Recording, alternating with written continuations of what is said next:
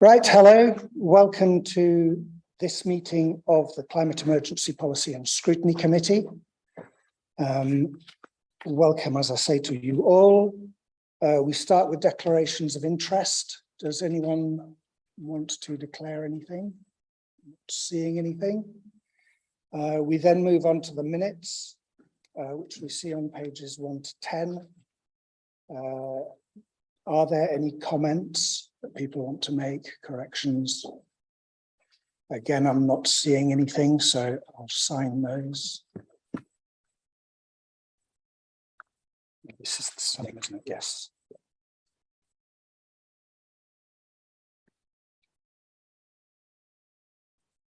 Thank you. I should advise, I think I've got to advise where the emergency exits are and the toilets. Easiest one, that way to the left for the bathroom and that way and right for the exit. Right, okay, so that way and left for the toilets, that way and right for the exit. And if we're an extremist, you can all see that actually you can just leap through the window and you're out on the pavement. But I don't think that's recommended. So we now move to public participation. We have 7 speakers. I have to say I'm glad of the continuing interest there is from the public, and it's a good sign that I hope this committee pays attention to and the council as a whole pays attention to. I will therefore call on the first public speaker, Debbie Cobbett. You have 3 minutes. Aha. Right.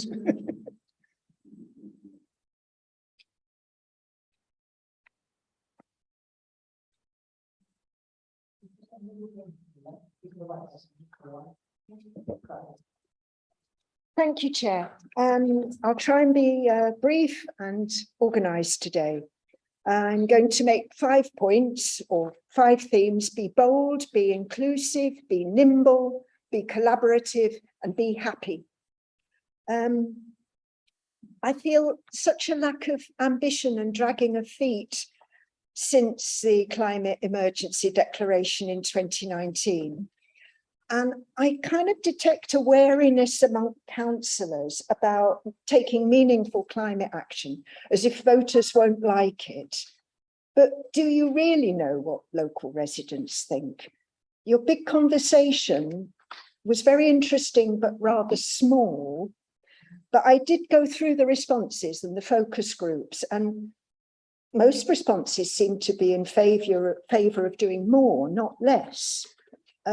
So it seems that people care and would like you to be moving further and faster.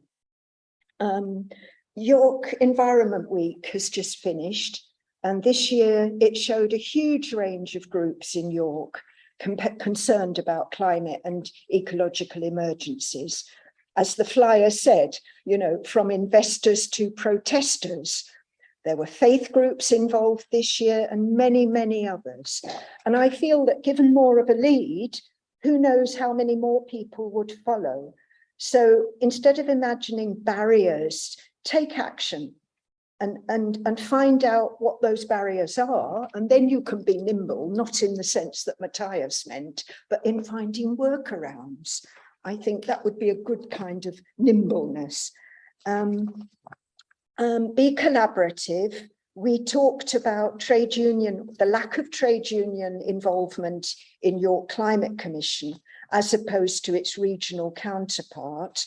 York Trades Council had lots of ideas last week at our Environment Week event, and some of them I think you can take action on, like local procurement, green bonds, looking for money that's out there in Yorkshire in old people's ISAs, and maybe switch it into some sort of green investment. Give us a venue to set up a climate emergency centre along the lines of the very, very brilliant Street Life on Coney Street. We have 1 minute left. And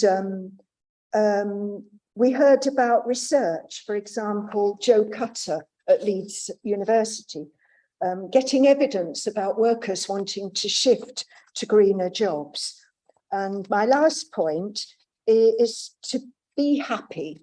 And I'm afraid I don't mean in the sense of weeds and, you know, verges in Weldrake. I'm sorry, but that does sound a little bit like first meeting or so when we heard about pet projects.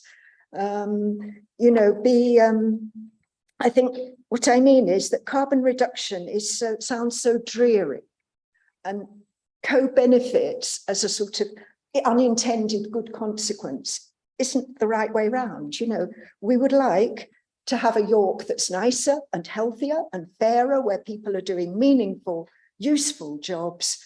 And, you know, I know that carbon reduction is important, but I don't think it works if you make that the be all and end all. Thank you. Thank you, Debbie, and obviously we'll be taking that into account. I now call on our second speaker, who I think is coming remotely, Flick Williams. Good evening. Hello, Flick. Welcome to you. And you have 3 minutes to address us. September was Catch a Bus month. Many of us tried. A month that saw the announcement of the removal of the city's app service between York and Leeds from November, and the temporary last-minute reprieve for both the numbers 11 and 12, owing to a further 6 months of COVID recovery grants from central government. But it seems likely that by Christmas they will be under threat again, leaving vast swathes of the city's population without any access to public transport, where there are no alternative routes. I'm aware that in South Yorkshire, many bus companies, having happily taken this money throughout COVID, are now refusing the grant extensions and simply removing services immediately to attain profitability. All this begs the question, are bus services considered an essential service, or are they not? Because whilst the profit motive governs their coverage against the backdrop of a fuel and energy crisis, expect services to be decimated. If a city such as ours cannot retain services, what hope for more outlying rural areas? Timetables are now missing many buses on a daily basis, as reported to the Bus Forum. The Park and Rides are noted to be running single-decker buses on routes such as the 3 and the 9, leaving many left behind to queue for the next bus. And of course, if you are a wheelchair user who may only use a single space per bus, every single bus that isn't running disproportionately affects you and raises the chances of an access refusal. I've amassed a catalogue of woes from disabled bus users, which I shall be taking to Executive Thursday when they discuss the enhanced bus partnership. But for the purposes of your remit, increasing public transport use is a central tenet of reducing carbon emissions, and yet we are headed at some speed in exactly the opposite direction. People are not going to be persuaded to switch to a patchy, unreliable public transit system.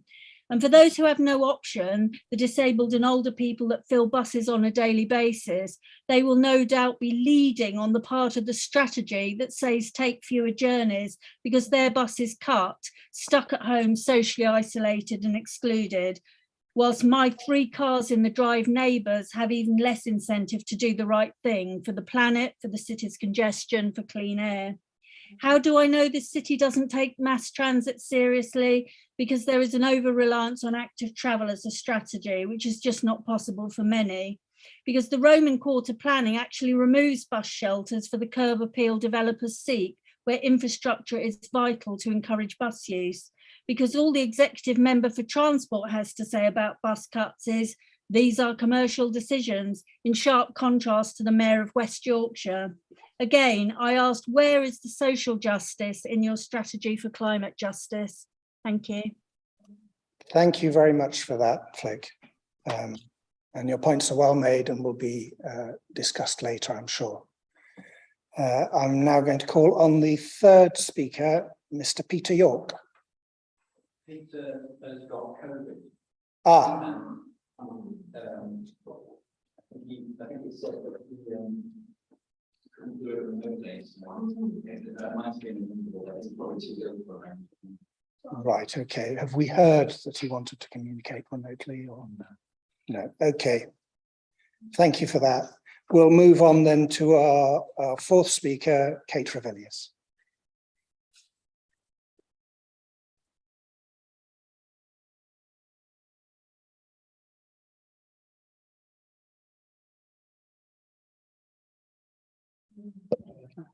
Thank you.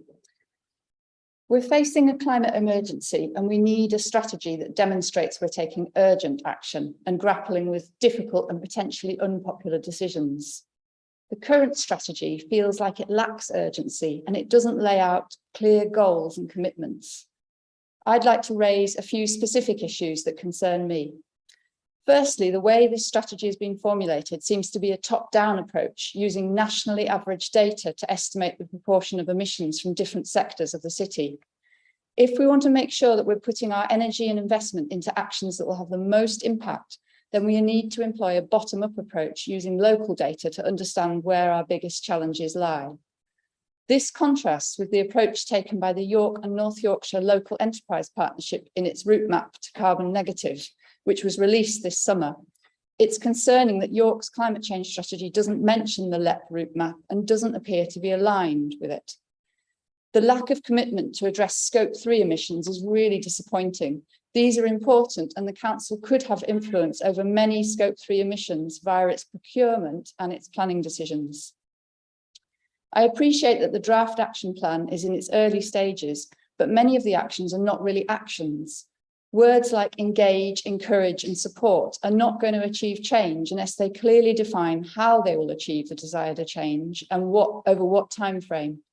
The current list of actions give an impression of a pick and mix approach and could potentially lead to actions that don't complement each other or actions that won't work because the necessary groundwork hasn't been done first.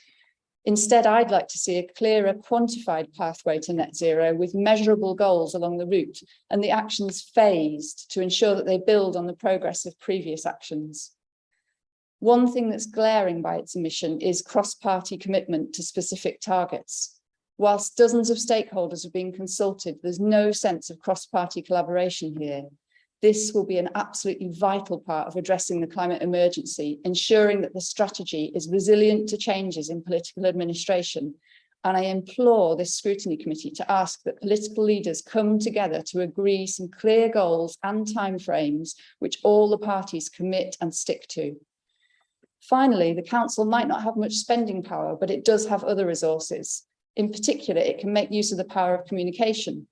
A climate strategy that translated into a vision for our city, demonstrating all the benefits that tackling climate change will bring, could be hugely inspirational for residents and businesses alike. Instead of a strategy that looks like a negative list of chores, why not share the benefits that our climate strategy will bring in print, via a film, with a roadshow that visits every school, parish hall and community centre in the city?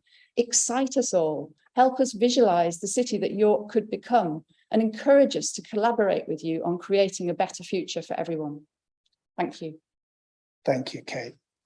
You made the point very clearly.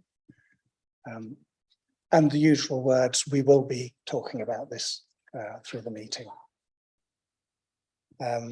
Right, I'm now going to call on Mr. James Pitt to address the meeting.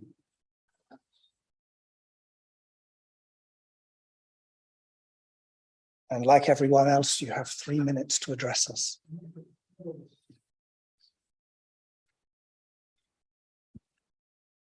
Okay. Thank you very much. I'm here really as a parent and a grandparent, and actually a great-grandparent. I've got 2 grandchildren who live just off Poppleton Road. They've been born in York, and it breaks my heart to think what the air pollution caused by lots of unnecessary traffic, caused by an absence of decent public transport, is doing to them. You know, what is the effect on their central nervous systems?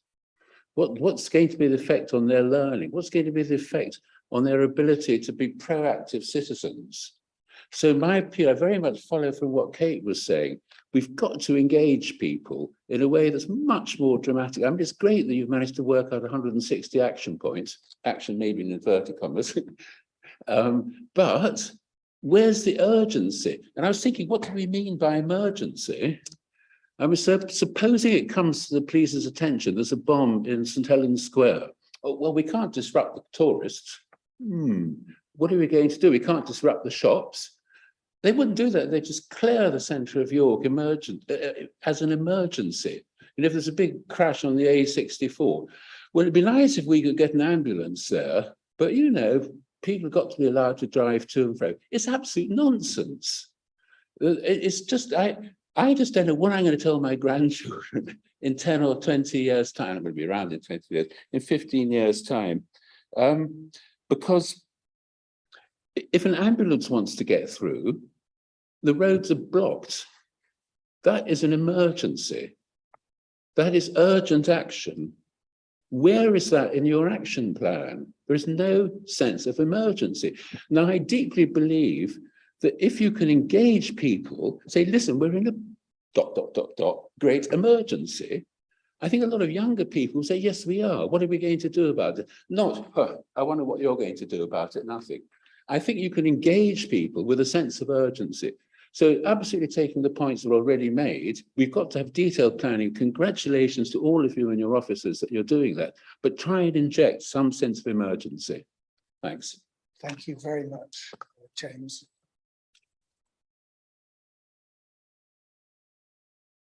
I am now going to call Mr. Adam Myers.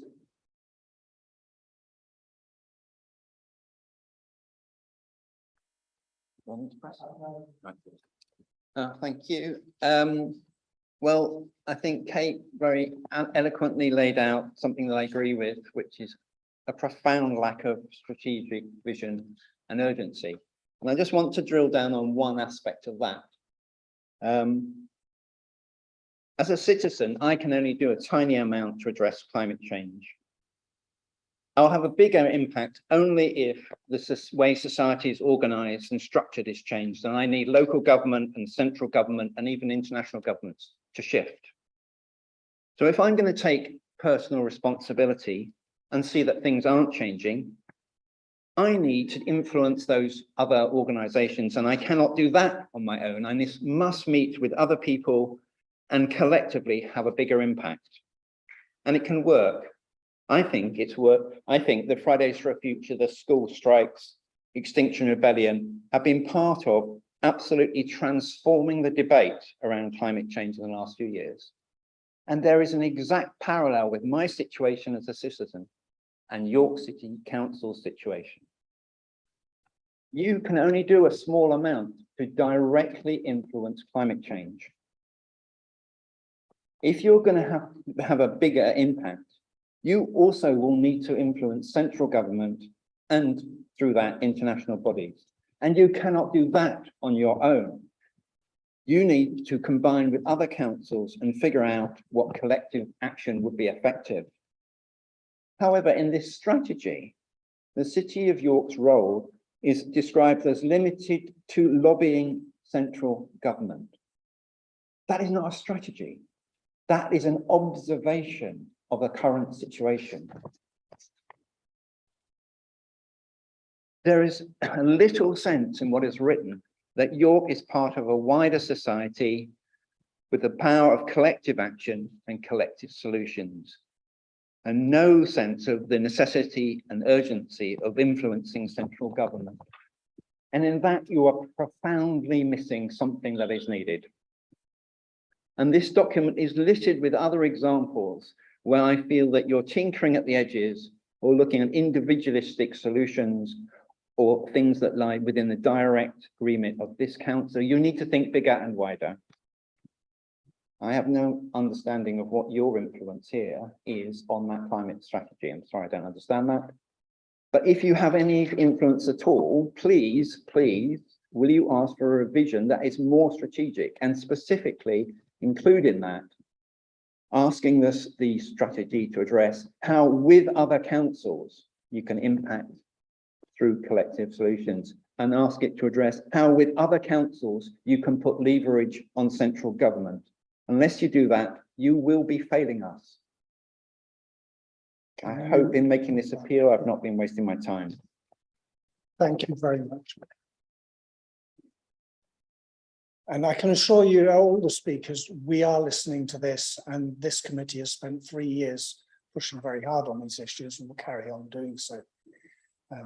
Thank you for coming and speaking. Lastly, I'm going to call on Mr. Chris Brace to address us.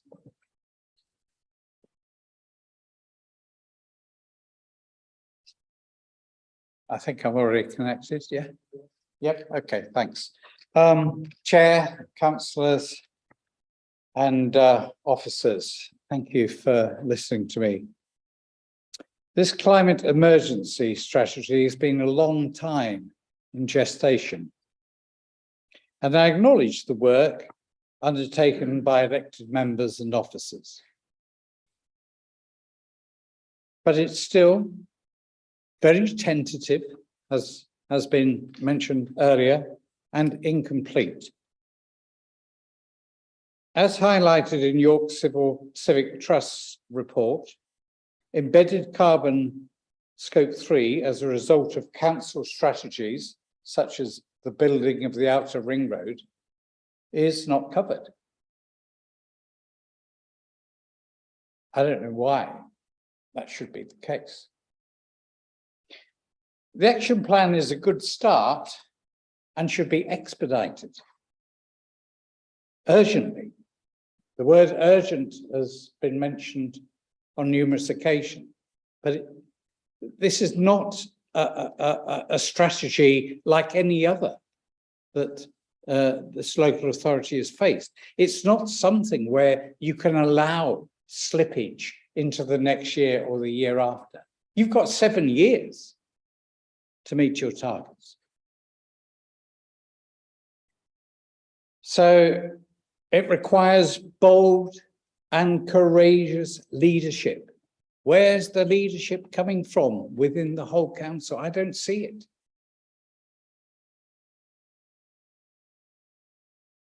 The time for implementation was yesterday.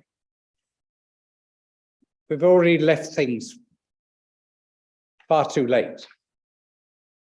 The best we can do is ameliorate the worst effects of climate change.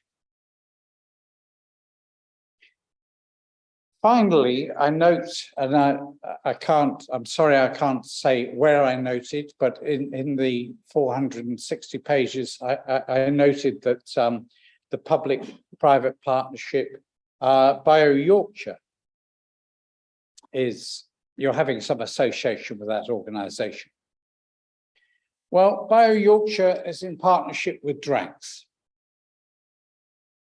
And this is toxic in every sense of the word. And the City of York should have no association with this polluting, greenwashing, expropriator of public funds. I prefer to Drax, not Bio Yorkshire, to be clear.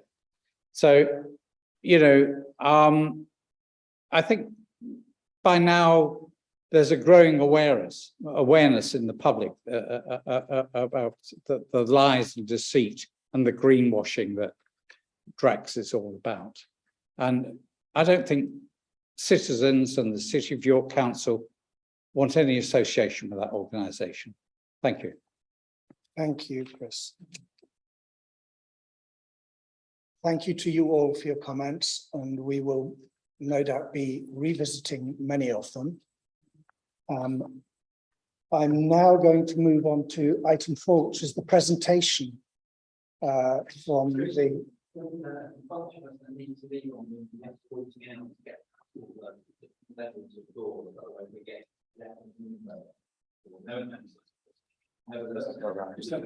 and you're wanting to be accompanied out now. Right, okay. I'm sorry. Okay. That's okay.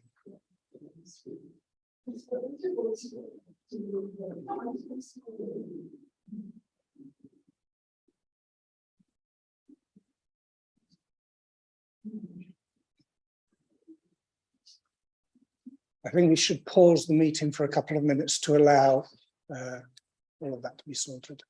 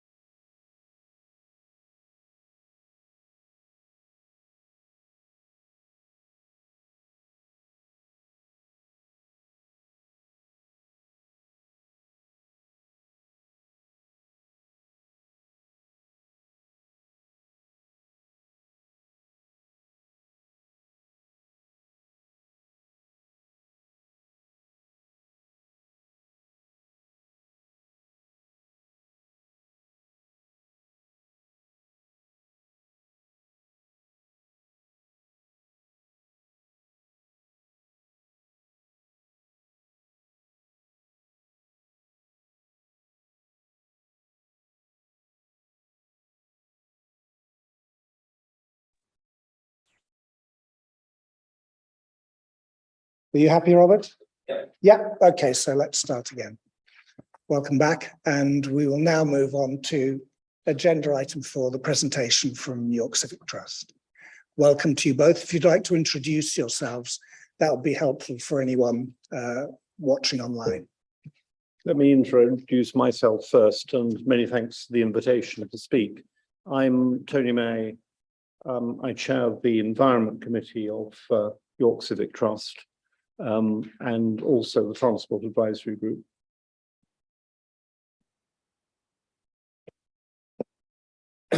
Yes, thank you for having this chance to talk to you. My name is Johan Schillenschirmer, and I work for the University of York and the Stockholm Environment Institute there, where I head the Climate and Air Pollution Group.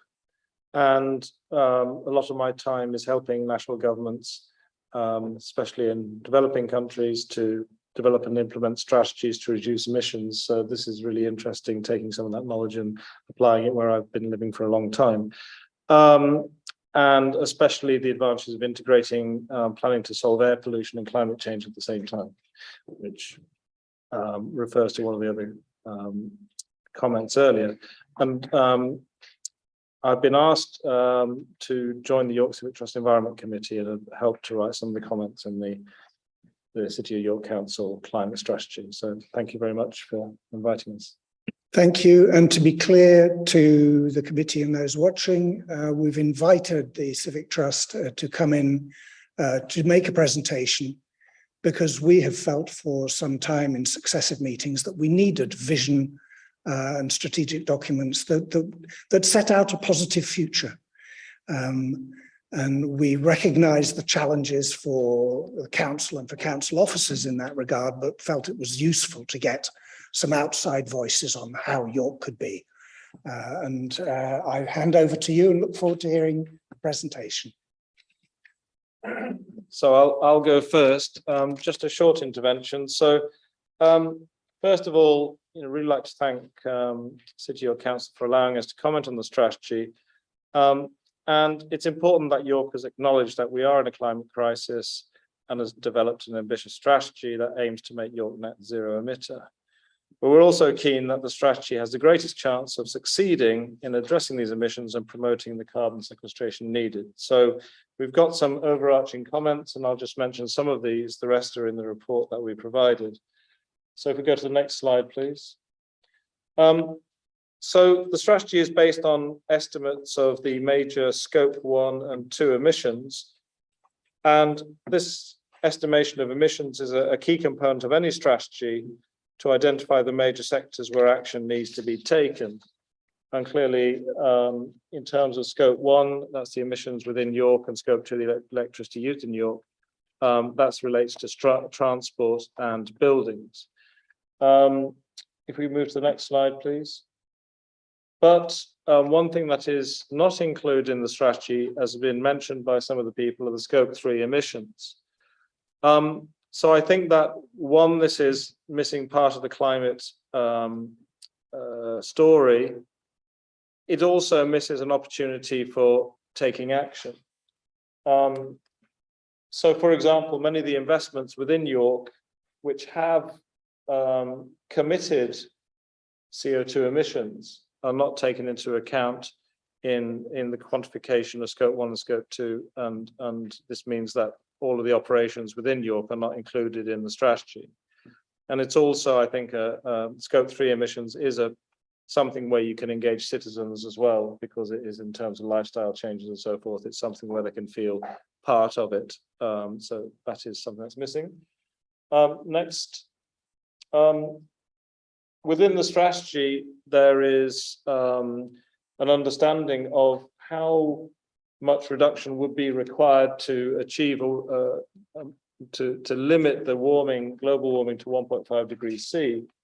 And then there is a projected emissions reduction pathway for York, which is above that. So I think it's important to be clear why a particular emission reduction pathway has been chosen. And this needs to be based on the best quantitative assessment of the options that are specific to York. But in any calculation, and if there is a shortfall between the emissions reductions required and the emission reductions that can be achieved in York, the only way for York to become net zero is to then sequester those carbon emissions. On the next slide, please. And in the strategy, there is a discussion of tree planting as a carbon sequestration methods, but carbon sequestration can be much more than planting trees. And all of this needs to be based on a good quantitative assessment of the amount of carbon that can be sequestered. And Alistair Fitter, who sits on the Environment Committee as well, has mentioned that there are a number of wetlands or peatlands within York, which if restored could sequester carbon as well. What we need to do is to understand how much carbon can be sequestered if changes are made in those places. And also to understand, you know, the effect of tree planting and how much carbon can be sequestered there as well. Finally, the next slide, please. There are in the strategy some overarching targets for the different sectors which are outlined. And it's related to the level of reduction that will be needed to hit that reduction pathway.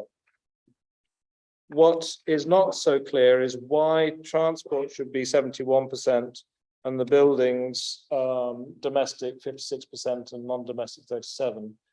And this is based, as I understand it, on a top-down analysis. And what we really need is to base this as much as possible on York-specific data and have a very realistic expectation of how much can be delivered in the next 7 years. So, you know, we need to understand what is the best and most optimal reduction amount in different sectors related to a clear understanding of the pathways that would achieve those in the next 7 years. And I think that's everything from me, Tony. Yes. So thank you, Johan. And if I take over from there, in our submission, we looked at those generic concerns, and then we looked specifically at two sectors. The most important ones are buildings and transport. And I thought it might be helpful just to look at the arguments as far as transport is concerned. So next slide, if I could. Now, the consultation draft had targets within the individual sectors, and I'm very conscious that the version that you now have before you no longer has those targets. But I still think it's worth talking about them because it illustrates some areas where we need clarity. And this first slide talks about the switch to electric vehicles. And the target that was in the consultation draft was 89% of cars electric or hybrid electric by 2030. It was never clear to me whether that was new purchases or the total fleet. Total fleet's frankly more or less infeasible. The government, in its own predictions, suggests that the most that can be achieved is about 55% by 2030. Or is it for new sales, in which case it's probably an underachievement because the government's saying we ought to have all new sales, electric or hybrid electric by 2030. But more importantly, this comes back to the action plan, how this is going to be achieved. The council has a very good charging strategy, which sets some targets. It suggests 400 charging points of different standards by 2025. It doesn't actually have a target of 2030 yet. And when we looked at that in August last year, we asked the question, do you know that that's enough? I don't know the answer to this. But between the two ends of this 89% target, we either have about 45,000 or about 90,000 cars that will need to be charged. Some of them can be charged at home. Many of them will have to be charged publicly. And I don't know, and I'm not sure that anybody quite knows at the moment, how many charging points you need to achieve that.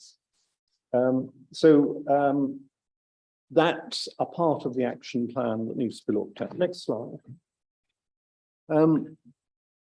most cities we've looked at reckon that on a 2030 timescale, no more than about half the transport emissions can come from electric vehicles.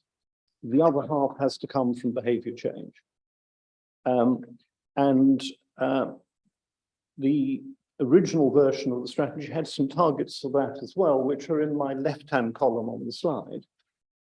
We'd actually offered our own suggestions back in March last year, based on a bottom-up analysis of what we knew about transport activity in York, looking at what the Leeds City region targets had come up with. And you'll see those on the right-hand side. And actually, there's quite a lot of similarity between them, with the one notable exception of car use. And frankly, the figure of a 3% reduction in vehicle miles on the road network by 2030, I think is an order of magnitude out. And it worries me when I see a figure like that to know where it's come from. So we do need to think about what those targets should be. And I know they've been taken out of the current draft, but I would strongly argue that you need to build some back in as the basis for the action plan. And so the question critically is how that set of targets of reducing the need to travel, reducing car use, increasing public transport, increasing active travel can be achieved. And that's where the question of a transport strategy comes in. And we spent quite a bit of 2021 working with colleagues in the council on what that strategy might look like, and decided to publish our own ideas in February. And many of you will have seen our transport strategy for York. Some of you indeed were at the launch, and thank you for coming to that. Next slide. We set ourselves horizon years of 2027, by which time the Outer Ring Road upgrade might well be in place, and 2037, the horizon year for the local plan. And we set targets for each of a number of objectives, including, you'll see a carbon one on this table. And then next slide, we converted those into what we thought might be appropriate targets for different elements of travel.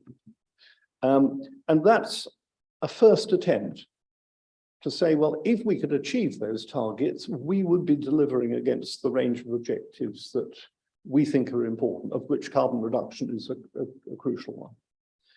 But you then need to think about how you deliver those targets. And that leads on to the next slide, and the strategy. And in our document, we said, well, clearly, particularly for the carbon targets, changing the pattern of travel, reducing the need to travel and switching modes is going to be critically important. And we shouldn't think about this as a war on the motorist, but instead an opportunity to reduce car dependency.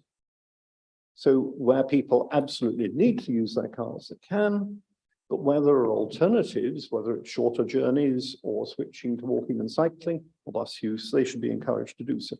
And that leads to our 6 interconnected elements of our strategy.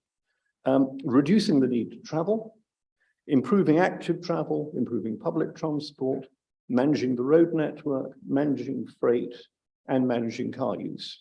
And we argue you really have to do all of those because they all support one another. And if you only do a part of it, then you're going to be less effective. And I hope that's illustrated in the next slide, where we took across the top the 9 objectives that our Citizens Transport Forum suggested the council might pursue, many of which are in the emerging local transport strategy, and that's very welcome. And our 6 elements of strategy down the left-hand side. And the blobs each say this strategy could contribute to that extent to a particular objective. I'm not going to go through the detail, but for me, there are 2 important messages in this table. First of all, none of the objectives can be delivered by one element of strategy alone. And secondly, whatever you do in any part of the strategy is likely to contribute to a number of the different objectives. Now, we've heard the question about the term of art of co-benefits, but that's what that message is. If you reduce the need to travel, you get benefits, not just for carbon reduction, but for pollution reduction and increased safety and so on. So we argue very strongly that any strategy needs to be the sum total of those measures together with the improvements in vehicles. I'll just skip very quickly through the next few slides because many of you have seen these already, but next slide. These were some of the proposals that we came up with for 2027. And in this, we're not saying this is the Civic Trust standing on the soapbox and saying you have to do this, this, and this. This is a possible strategy. And we put it forward for discussion, for debate, to stimulate our big conversation on the way in which transport strategy is going to develop. So if we're going to dual the outer ring road, the northern part of it, we need to make sure that York benefits from that rather than longer distance journeys. And that means managing the road network so that the people who can switch are encouraged to switch. And then you get environmental benefits elsewhere in the city. We want to see more priority for walking and cycling on the main radial roads and moving around the city, and particularly into and out of the city centre. We think that there is a case for much more effective technology-driven queue management on the radials so that when cars get to the park and ride point, buses and cyclists and pedestrians have priority so that they are seen to be a more appropriate mode. And so on. There are a number of ideas in that. And then similarly, in the proposals 2037, this, of course, is altogether more speculative. But we would like to make sure that by then, each community, new development or existing, has its own hub, has its own mobility hub, its delivery hub, its communications hub, that it is designed on the 20-minute city principle so that the main activities are close to home. So you don't have to travel long distances. We would like to make sure that all villages and new developments have good quality active travel access and public transport access. We think there's the potential for a rapid transit network over this period. And the way technology is developing, costs are coming down quite rapidly. So that's an option. We'd like to see a freight network for the places where the larger vehicles have to go, on the clear understanding that larger freight vehicles do not go elsewhere, and that freight vehicles are then required to switch to low carbon options. And we will need over that period new sources of funding. Next slide. Chair, you asked me a little while ago what calculations we had done and what these impacts would have. And we haven't, because we haven't at the moment got access to a strategic model that answers those questions. The council has one recently commissioned, and it's very useful for what it does, but it doesn't adequately pick up active travel or alternatives to travel, reducing the need to travel. And our preference is, it's also a bit cumbersome, and it takes several days to get a full run of the model. Our preference, and we've done quite a lot of work on this with cities elsewhere, is to have, if you like, a sketch planning model that allows you very quickly to say, what if we did that? What if we did that? And produce, as you can see in the right-hand bottom diagram, trends over 30 or 50 years for what you would do to vehicle flows or emissions, or of course carbon.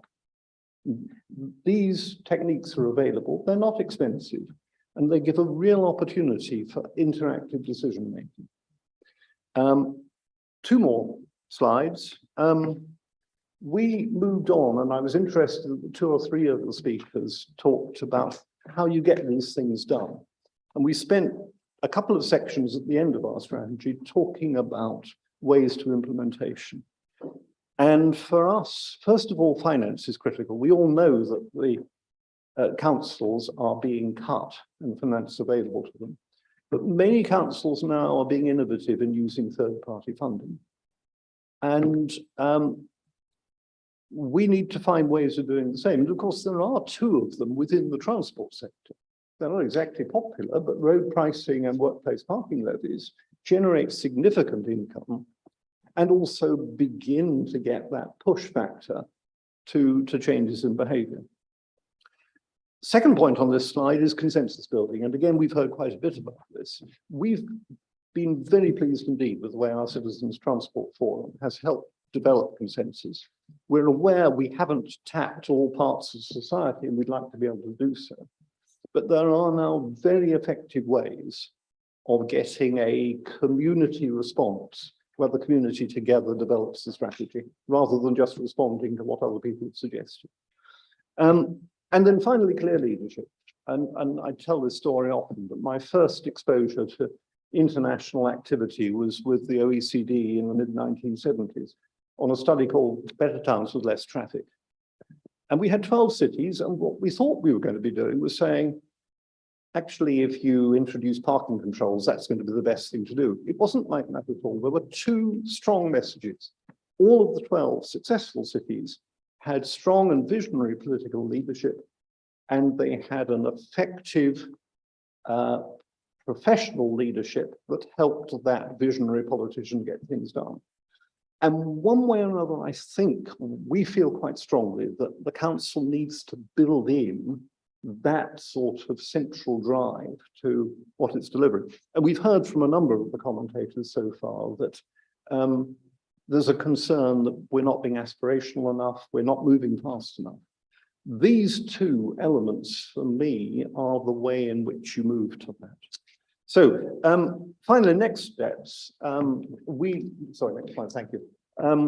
We know that the council is going to have to produce a new local transport plan. Government's requiring one at least by March 2024. The devolution deal requires a joint one, at least in outline, by then. And our feeling is that the council really needs to start now sitting down with North Yorkshire and discussing how that joint transport strategy develops and bringing into that discussion its own ideas. Otherwise, there's a real danger that North Yorkshire dominates the discussion in more ways than one. So we've offered our proposals really as an input to that process. And final slide. So very happy to answer questions. Apologies if we've taken slightly longer than we were allowed to, but I hope it's been helpful.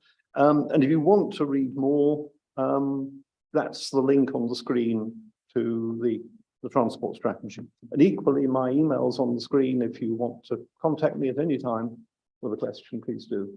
I'll stop there. Thank you very much for that presentation. I have to say, for my part, it's gratifying to hear strategic vision being outlined. We cry out again and again for it, and I'm not saying this to criticize our officers who are working on the climate change area. I recognize entirely what you said about political and senior leadership.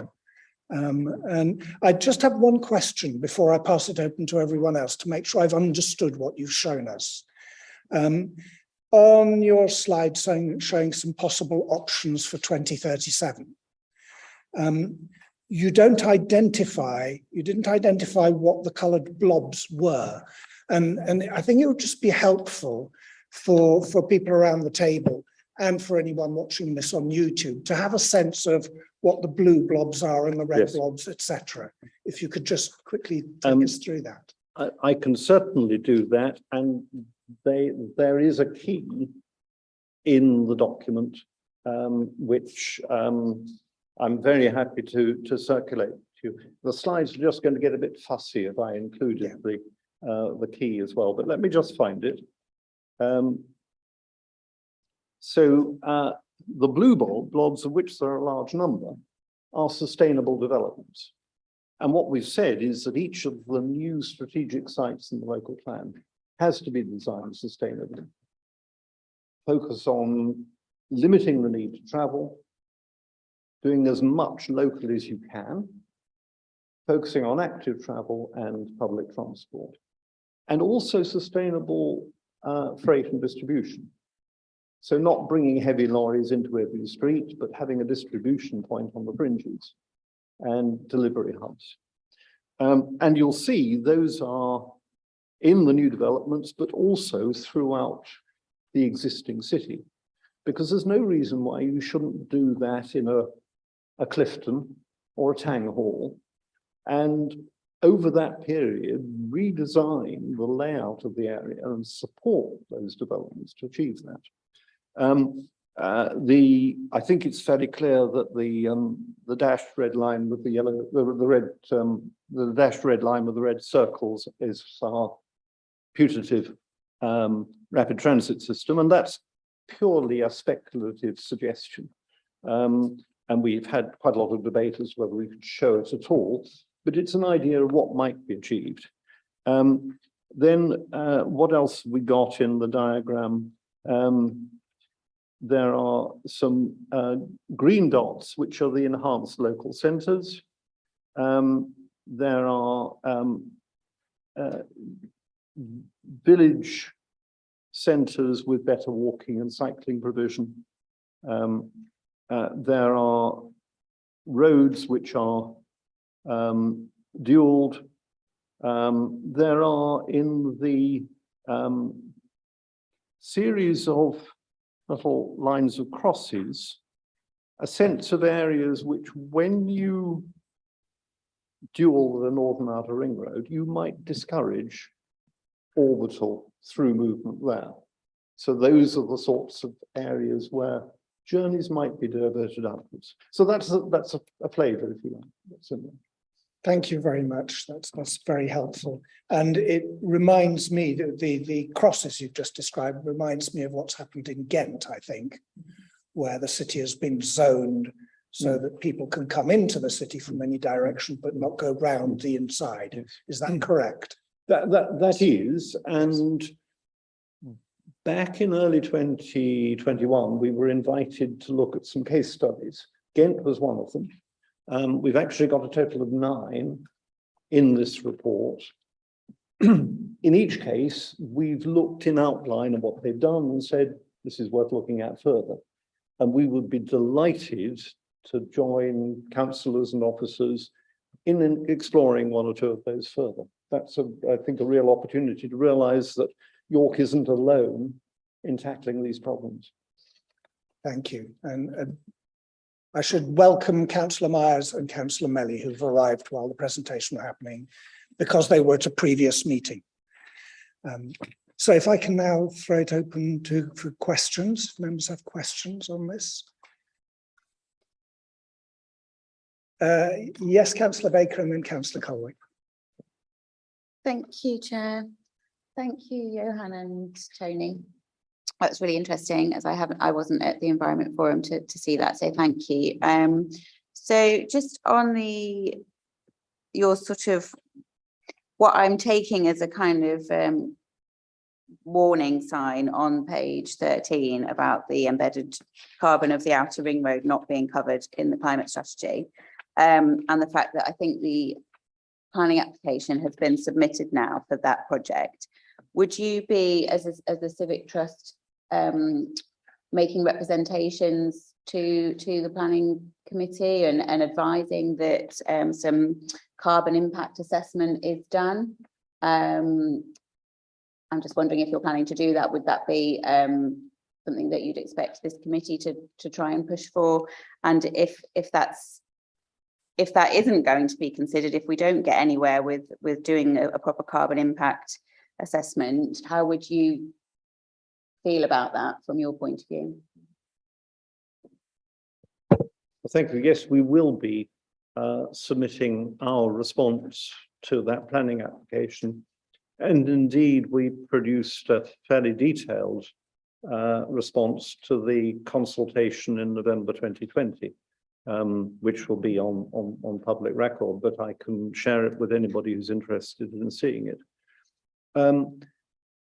Things have moved on since that consultation, particularly with the government's new requirements for a new approach to appraising major infrastructure. And I'm aware from our discussions with the West Yorkshire Combined Authority that they are already requiring a carbon assessment of the expanded road.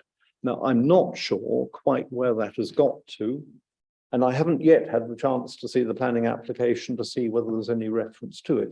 But I would expect that to answer the sort of questions that Johan has been raising. And if it doesn't, then we will certainly ask them ourselves. Would you like to come in there, Sean? Yeah, thank you, Chair. Just points of clarity. If the planning application has gone in, carbon impact assessment is included as part of the environmental impact assessment. And that will be the case, as you say, Tony, for all major projects, infrastructure projects going forward.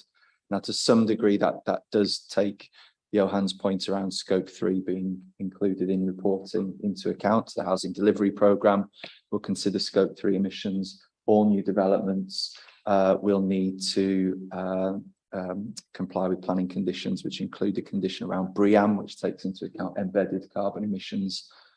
It's not the full picture, but going forward, we will have a much better understanding of scope 3 and embedded carbon in all major projects. Thank you, Sean. Is that a supplementary, Councillor Melly? Well, it wasn't a question so much the point on supplementary to what was just said. Oh, but it's to this point. Yeah, Yes, well, just okay. that when it comes to the York Outer Ring Road dualling, it was supposed to be originally York Outer Ring Road improvements, and now it's turned into dualling. The actual carbon impact is likely to be very different from the potential carbon impact. It has, if done as part of a proper local transport plan and transport strategy, it has the potential to save a huge amount of carbon if it means that the whole transport network can be looked at strategically to improve movement around the city and across the city and really improve that circulation, that movement and alternatives to cars. Then the long term upgrading the Outer Ring Road could hugely reduce carbon outputs. But as has been said, the local transport plan has now been delayed by several years. It's not being done as part of a proper transport strategy or looking at the network as a whole. And so actually what is likely to happen is it's going to induce traffic and lead to more private vehicle use rather than improving other options. So, and I can't imagine that nature of the carbon impact being included in planning. Would you like to respond, Tony and Sean? Well, just very briefly, and Councillor Melly is absolutely right. There are really two separate carbon-related issues with the Outer Ring Road upgrade. The first is the embedded carbon. And the second is the potential for carbon savings as a result of the upgrade, and also the risk of additional carbon emissions. In our response in 2020, we largely focused on the second of those. But if you look at the government's appraisal of any major new infrastructure project, it wants to demonstrate, sometimes in a rather spurious way, it has to be said, that the carbon embedded in the new construction is more than offset by the carbon savings which the construction generates. And that's a really difficult task to achieve, particularly if you're talking about road network. But in terms of the, if you like, the scope 1 and scope 2 emission implications of the Outer Ring Road upgrade, if all you do is upgrade, you will generate more traffic. Have a look at Poppleton Bar, 20% increase in traffic in 3 years and no change in the city centre. And that will happen throughout that length unless at the same time the council takes action to make sure that the extra capacity is used by traffic currently within the Outer Ring Road. That's the real key, because if you can do that, you reduce congestion, you reduce pollution, You free up road space for better walking and cycling and better public transport. And we will be saying in our submission, whatever we say about any carbon analysis, which we haven't seen as yet, we will be saying that it is absolutely crucial for the council to get that strategy right and have it ready to be implemented at the same time that the Outer Ring Road is upgraded. Otherwise, somebody else will come along and use this extra capacity you kindly provided, and we won't see the benefit. Thank you. Do you want to add to that? Well, I was going to make very similar points, actually, that you've got the two sides, the embedded carbon and the operational carbon. The impact assessment on the operational carbon, on the embedded carbon is a snapshot in time, but you can have a good understanding of what materials, what transport will be going into that. From the operational side of things, that snapshot in time is less certain, and it's based a lot more on assumptions. And there is an evolving future of the transport system that changes, and the operational emissions associated with that activity can similarly change, as Tony was pointing out. So similar points. Thank you. I'll now move on to Chris Councillor. Thank you, Chair. I've got a number of questions, if you'll allow me, and part of this is I'm still learning a lot here, so forgive my ignorance. I thank you both for the presentation. I think York is fortunate to have the York Civic Trust and the expertise within it. But I take it that what you've shared with us is a product of the York Civic Trust rather than a consultation with other external experts or partners in the city. That's a question. One assumption, I should say. Well, yes and no. The final submission is a submission by the trust. But when I set up the Transport Advisory Group 3 years ago now, I talked in detail to senior officers within the council, and they said one of the real difficulties we have all these different interest groups that come along and say slightly different things, and we never know what to respond to. So we have intentionally got within the Transport Advisory Group participants who are also involved with the Bus Forum, with Walk York, the York Cycle Campaign, with the York Disability Rights Forum, with the York Environment Forum, and also most recently with Cyclos York. And we try to do that so that at least the interest groups among the residents are reflected. I confess we're not as good at having a direct dialogue with the business users, though we work very closely with Andrew Lowson of the BID, for example, and we've had quite a few discussions with Make It York. But we probably haven't reflected their interests as much. One of the things we have done, though, is encourage the council to set up a freight forum. And that's, if you'd like, a joint initiative. It was supposed to be meeting this afternoon, but unfortunately the key people were ill. But that's proving to be a really useful dialogue with business users. Thank you. Can I just refer to some of the slides specifically? I was interested with slide 4, which highlights the shortfall, as it were, on the graph in terms of our pathway towards 2030. And can you just help me with that? Is the proposed pathway Paris compliant or not? Where are we with that? Yes, on the graph on slide 4, the proposed pathway for York is the green dotted line, the net zero carbon pathway, which is compliant with the IPCC and Tyndall calculations.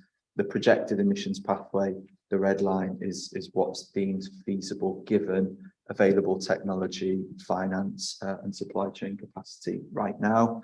And Johan rightly pointed out that currently there is a shortfall there, and that does need to be closed. That gap needs to be closed. Okay, that's helpful. And then if I could move on to slide 5, particularly the sequestration and a broader vision of sequestration and the reference to the peatlands and so on. Can you help me again? Is that something that's included within the strategy as we have it, or is it not? Can you just say a bit more about that? Yes, there is an acknowledgement that carbon offsetting and sequestration will be required as part of our net zero strategy, as again, as Johan pointed out. We do reference both nature-based solutions and technical solutions as an approach to carbon offsetting and sequestration. And there is a commitment within both the strategy and action plan to produce a further piece of work to identify our approach to offsetting and sequestration. And that will include working with our neighbours in North Yorkshire on that approach. Just to add a little bit to that as well, Councillor, DEFRA have just funded us something like 6.5 million to look at climate change adaptations, and that is flooding land, making best use of natural wetlands, etc., so that we can use that to essentially store floodwater, whether within the boundaries of York or further upstream in sort of the Derwent Valley, etc. So as well as climate change mitigation, it's also about climate change adaptation and trying to use the land for as much as we can get out of it, basically. Okay. Would you allow me one or two more? Is that? Is there anyone else wanting to come in? I don't want to hog this. We'll go to Councillor Perrott and then come back, if that's okay. Fine. Yes. Getting my microphone on, sorry, Chair. So I wanted to ask about the reduction targets and the top-down analysis and it not being York specific. I know you have discussed the scatter tool with us before, but I would be interested to know sort of what other data you think might have been available that we could have used if we weren't using sort of York specific data. Can you shed any light on that?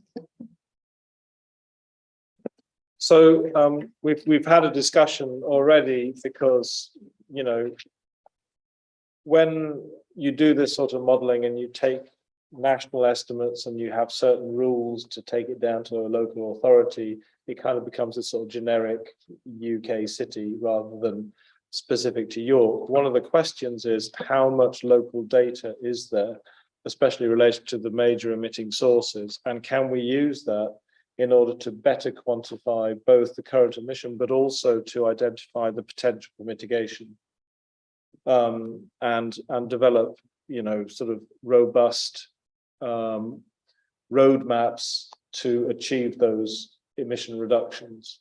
So I think that, you know, there is room, if there is a desire to sort of try and pull that data together and put it within a system which would allow you to query the emissions and the emission reduction potential. But I think that one of the things that will become clear as well is that there are data gaps within York as well. And you'd have to develop a strategy to sort of fill those gaps, either with sort of best guesses, which are more York appropriate, or in terms of actually going out and collecting the information you need to make good policy. Yes. If I could just add to that, one of the questions that little diagram raised in our minds was, are we sure that that balance of 71% for transport, 56% for buildings and so on, is the most cost-effective balance? This is all about what are the most inexpensive ways of achieving carbon emissions within the range of feasible options that the council has. And I would expect to see an analysis that says at the margin, getting from 70 to 71% of transport is about the same cost as getting from 55% to 56% for buildings. That's my engineer's approach to this. And I don't know whether that analysis is within scatter, maybe it is, but we thought it would be really helpful to approach that question again bottom up using York data, because we're very clear that there are some figures in here that just don't look like York. And it's inevitable because it's a nationwide model that's been disaggregated to York. And we were delighted when officers came back to Johan and me and said, well, let's look at this together. Can we work on a way of doing some bottom-up analysis that leads to a more fully populated, targeted action plan? Thank you. Is your point supplementary, No, it's councillor? Okay, so if we, Sean and Claire first. Yes. Yeah, thanks. Yeah, just building on the points raised, I think it's important to say that no York emissions inventory or carbon reduction pathway will be perfect. It's impossible to capture all of the emissions from across the city. When we presented the executive member the decision to use the scatter tool, we were aware of its limitations, but it was still the best option available to us at the time. We've now started to explore with colleagues around the table the opportunity to create that bottom-up approach for an emissions inventory and pathway for York. But again, there will be limitations to that approach. It won't be perfect. So we'll have to explore how best to overcome those limitations. On the point raised by Tony around the cost assessment and how we make sure we're delivering net zero at lowest cost to the people of York, that analysis, that assessment was done in the net zero pathway for York by Leeds University. That initial paper, I think it was 2019 when that work was produced, and they provided marginal abatement cost curves for different levels of interventions and assess the most cost-effective interventions, and that was fed into the analysis that we did to identify the most cost-effective pathway for York. Thank you. Councillor Wong, yes. Thanks. It was going back to the bit where LTP4 is introduced, and I guess it's one for officers. Where did that 3% reduction in car miles, kilometres come from? And if I can remember right from previous discussions, the problem with LTP4 is that the government hasn't really released all of its guidance on what we should be doing about it. Is that right? And when might we expect that? So we're hoping to get the local transport strategy for York early in the new year. The local transport plan guidance we're hoping will follow shortly afterwards, although they have been saying that for a year, so I wouldn't like to hang my hat on that. We do absolutely recognise, though, with the mayoral combined authority around the corner potentially, we need to work really closely with North Yorkshire on what a draft local transport plan might look like, and those conversations are already starting to happen in terms of scope, shape, interconnectivity, how you join together a North Yorkshire transport and a York transport network so that they, you don't actually have the kind of bridges in between. So although we're not able to actually publish a local transport plan and haven't got anything to share as yet, we're working really closely to get to a point where we can, when we've got the guidance. And it's really important for us as officers that we respond to the Department for Transport rather than preempt what we think the Department of Transport might say, because actually there's very strict rules around what you as a public servant can say than what a minister announces. So we just have to wait for the guidance from DFT, I'm afraid. And the 3% reduction in vehicle use, that's an output of the scatter modelling. All of the outputs of the scatter modelling are high level indications of what might need to happen by 2030 to deliver that sectoral emissions percentage reduction, 71% for transport. Alongside, I think it's the 89% EV uptake, which we've heard is at the limit of what's deemed possible. I'll let either Tony or Johan respond and then Councillor Melly.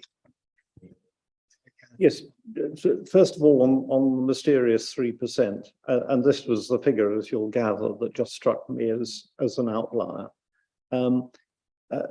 Anybody who came to the launch of our strategy will remember there was a really good talk by a colleague of mine from the University of Leeds, Gillian Annabel, just looking at what other cities had come up with and devolved governments as well. And the typical figure for a reduction in car use by 2030, 2035 was in the range 20 to 40%.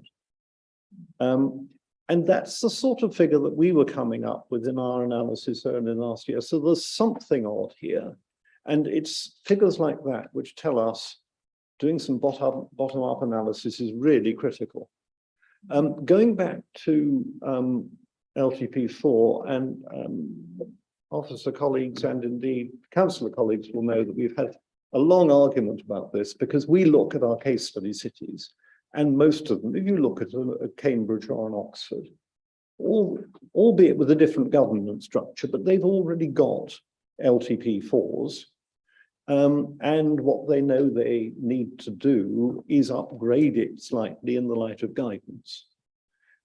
I have a colleague who's been advising the government on its guidance, and he hasn't seen what's finally coming out. But my impression is that the focus of the guidance is going to be on demonstrating what your strategy will achieve in carbon terms, but not constraining the strategy to be specific to what a government minister is looking for. Now, of course, that could change. It might well have changed in the last months, as so many other things have.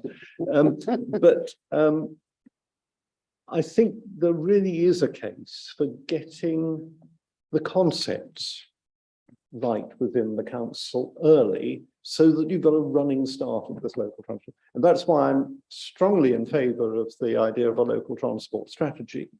And I'd like to feel that local transport strategy will be the council's equivalent, if you like, to the first 7 sections. Not those diagrams that I went through, because that's getting into a level of detail that has to be in the plan.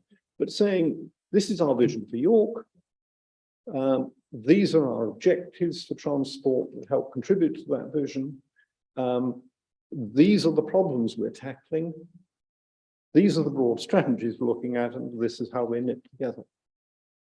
And it should be possible to get that in place for consultation within a matter of a couple of months, I would hope. I wasn't sure whether Claire's early new year was a final version, having had consultation.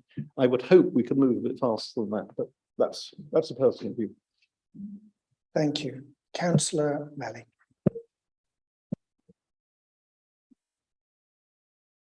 Thank you, Chair.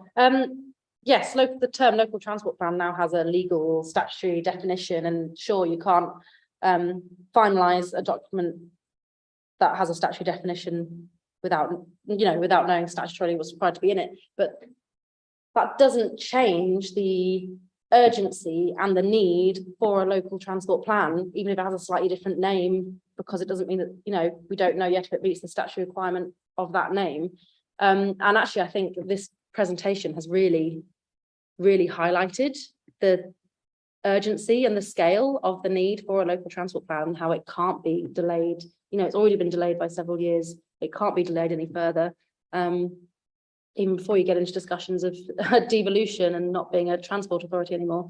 And actually that 3% figure is what really highlighted to me the scale of what is needed, and it can't be done without a good local transport plan, because you said 3%, it needs to be an order of magnitude larger than that. Well, actually, when you take into account population growth and the rate of house building, in order to achieve a reduction of 3% in car kilometres, the reduction does need to be an order of magnitude larger than that, because of I don't know if that's making, if the way I'm describing that makes sense, but you've got to reduce the overall per capita car reduction by more like 30% or something in order to achieve an actual reduction of 30%, of 3% even. So that to me really does demonstrate the scale of the change that's needed. And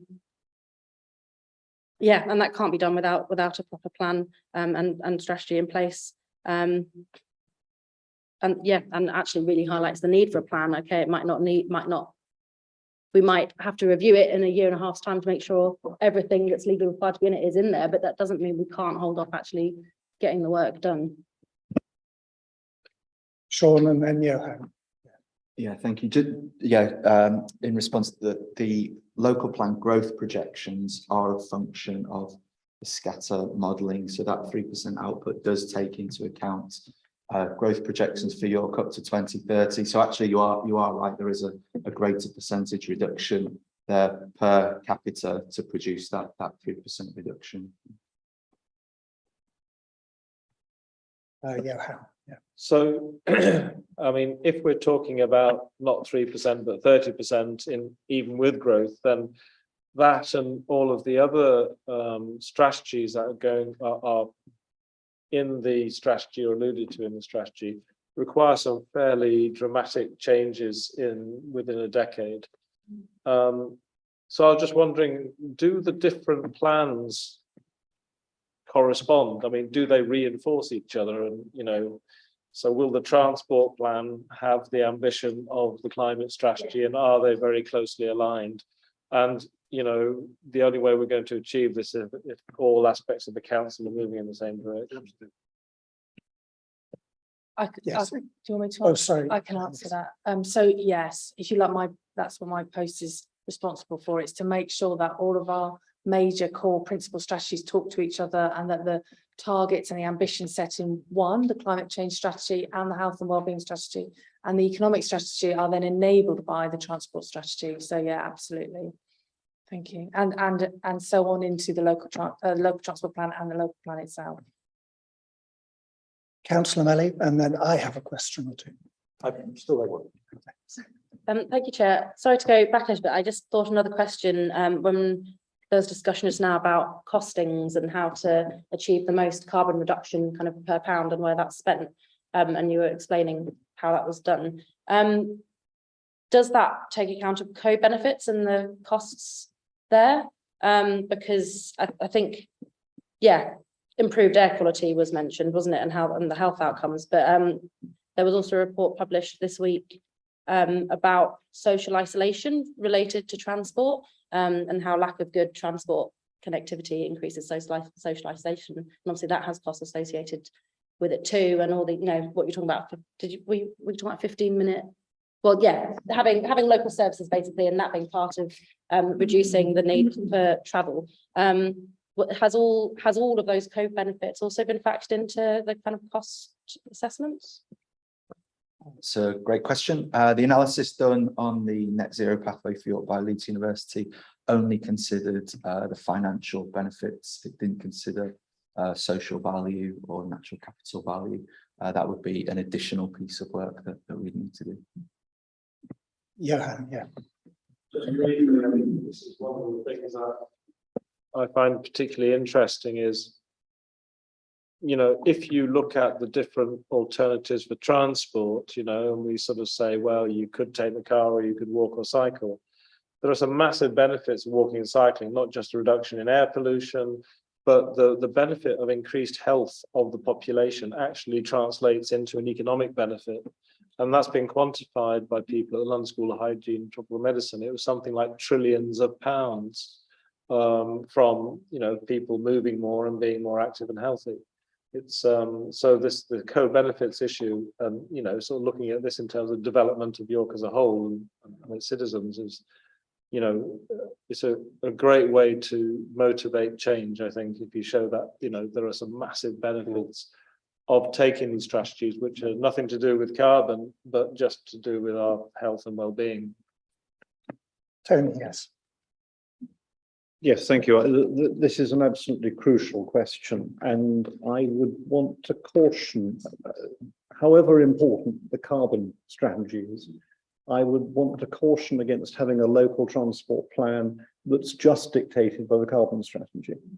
When we sat down and said, what was our vision for York?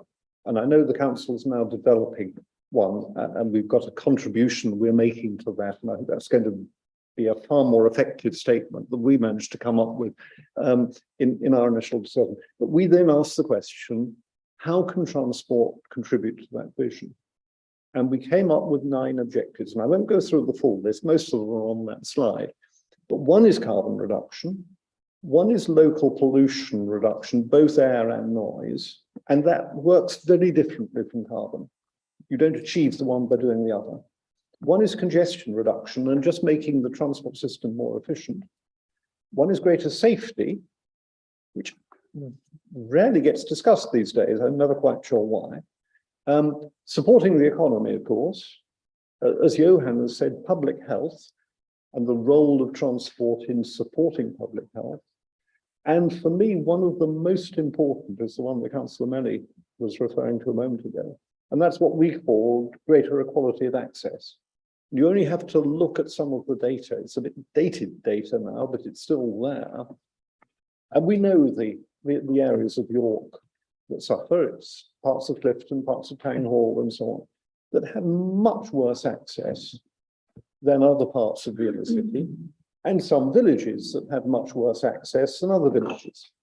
And we really need, if we're going to give people opportunities, to turn that around. And transport is key to doing that. So we do need a transport strategy that contributes to all of those objectives. Thank you for that. And I can say, as someone who comes from a village, represents a village, I'm in a village where there's no doctor, no dentist, no pharmacy, no fitness centre, no safe cycle network, and 6 buses a day. And plainly, resolving a whole series of challenges requires understanding transport, active travel, access to services, access to primary care. As you say, it's all interrelated. I've been listening very carefully to what's been said, and I have one question, and then I'll pass on to Councillor Colwick for his last question. But the question I'd like to put to you is, we know that the charts that we're looking at and the framework with which we're approaching this is in a sense defined by the Tyndall Centre for Climate Research's study of York and its recommendation that we should achieve a 13% year-on-year cut in carbon emissions from now on. And what I'd like to hear from you both, following your presentations, is how important do you think it is that the strategy and the city and the leaders and the senior management team commit to delivering that 13% year-on-year reduction as the structure on which all of this hangs? Well, I think that what is needed is, once we've seen what are the actions that can be taken to reduce emissions in the context of York, and then what is required to make sure that those things are implemented. Now, whether it's a 13% reduction year on year, or whether it's, 5% the first year and 20% the next, I mean, we just need to follow that trajectory and get to the target by 2030. So I think that, what we have to have are realistic, fully planned implementation pathways that will get us the emission reduction required.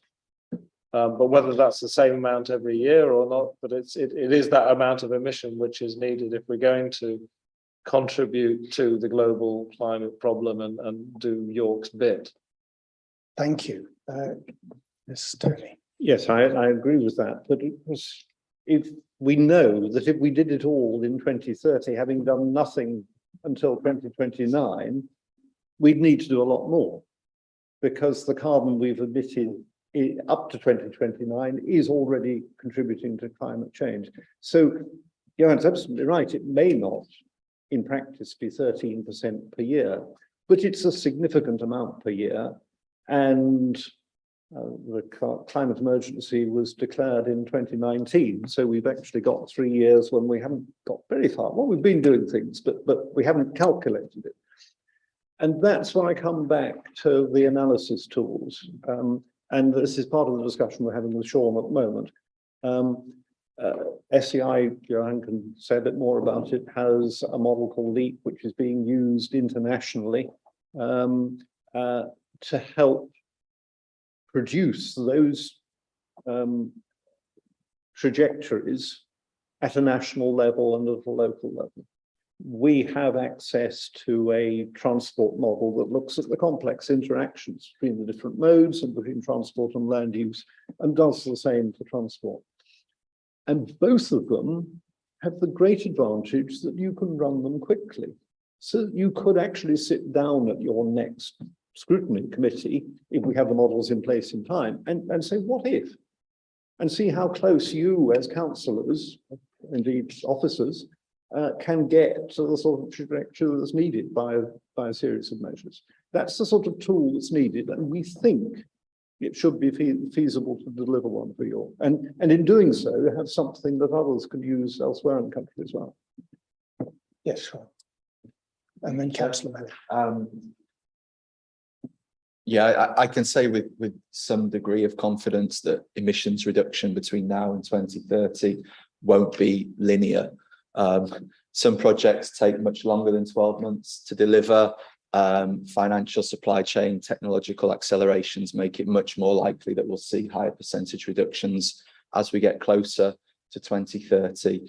But the point still remains that we need to deliver a 13% reduction on average on our annual reductions to achieve the net zero pathway, but not necessarily every year. And agree with the Civic Trust that the best way or the most efficient way to monitor performance against that pathway would be to start to build that bottom-up picture of York and use the action plan as the metric for progress towards achieving that. And would I be right then in saying that if we committed to saying that by 2030 we will have achieved an average of 13% per year every year, a commitment to that? Correct, but that is the pathway within the strategy. That's what we'd effectively be signing up to in the strategy. Okay, I have to say, and I think what I hear from residents is a great fear that we can say, yes, by 2030 we'll have achieved this, but we've only done 4% this year and we've only done 2% next year. And before we know it, we're stacking up 80% of what we need to do into 2029. And I think that's certainly the thing I hear. Claire and then Councillor Melly. So broaden the climate change strategy. We're also obviously taking the entire strategy framework through to executive shortly, which includes climate change and economy and health and wellbeing, and will shortly be followed by transport strategy.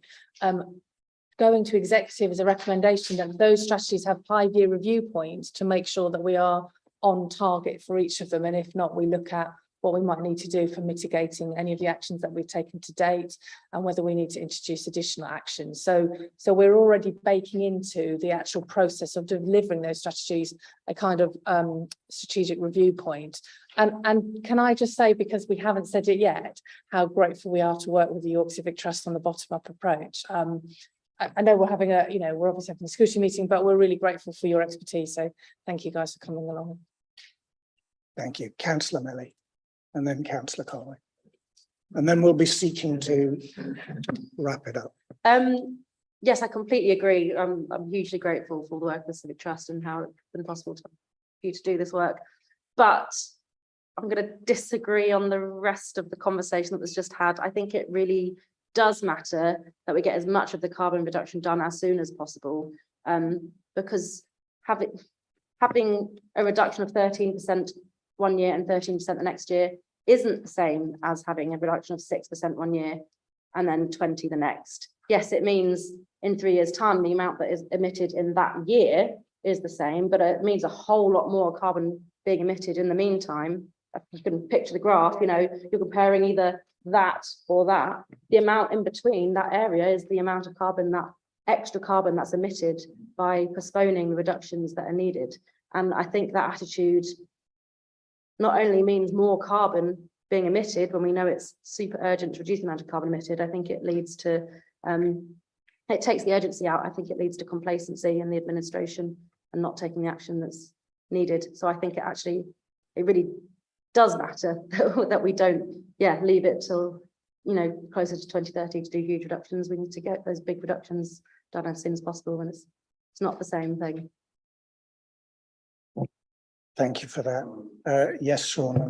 Yeah, I hope I didn't give the impression that it doesn't matter. A ton of carbon saved today is worth more than a ton of carbon saved next year or tomorrow because of the cumulative effects they have in the atmosphere. It's just to say that it won't be linear. There's less that we can do this year than we'll be able to do in 9 years' time or 7 years' time when finance and supply chains and technology have moved on. But you're absolutely right. It does matter today, and it does matter now. Johan, yes.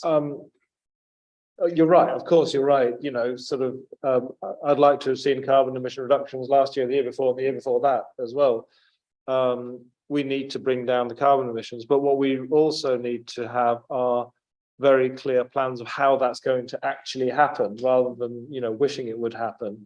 You know, we've got to know exactly what is going to be promoted as a policy which is going to achieve those reductions, because otherwise it's just a number, you know, or a target that we fail to achieve. So I think it's really that detailed planning to make sure that the emissions reductions happen at all, never mind 13% a year. I mean, we just got to understand how it's going to happen so it's real, and not just a strategy.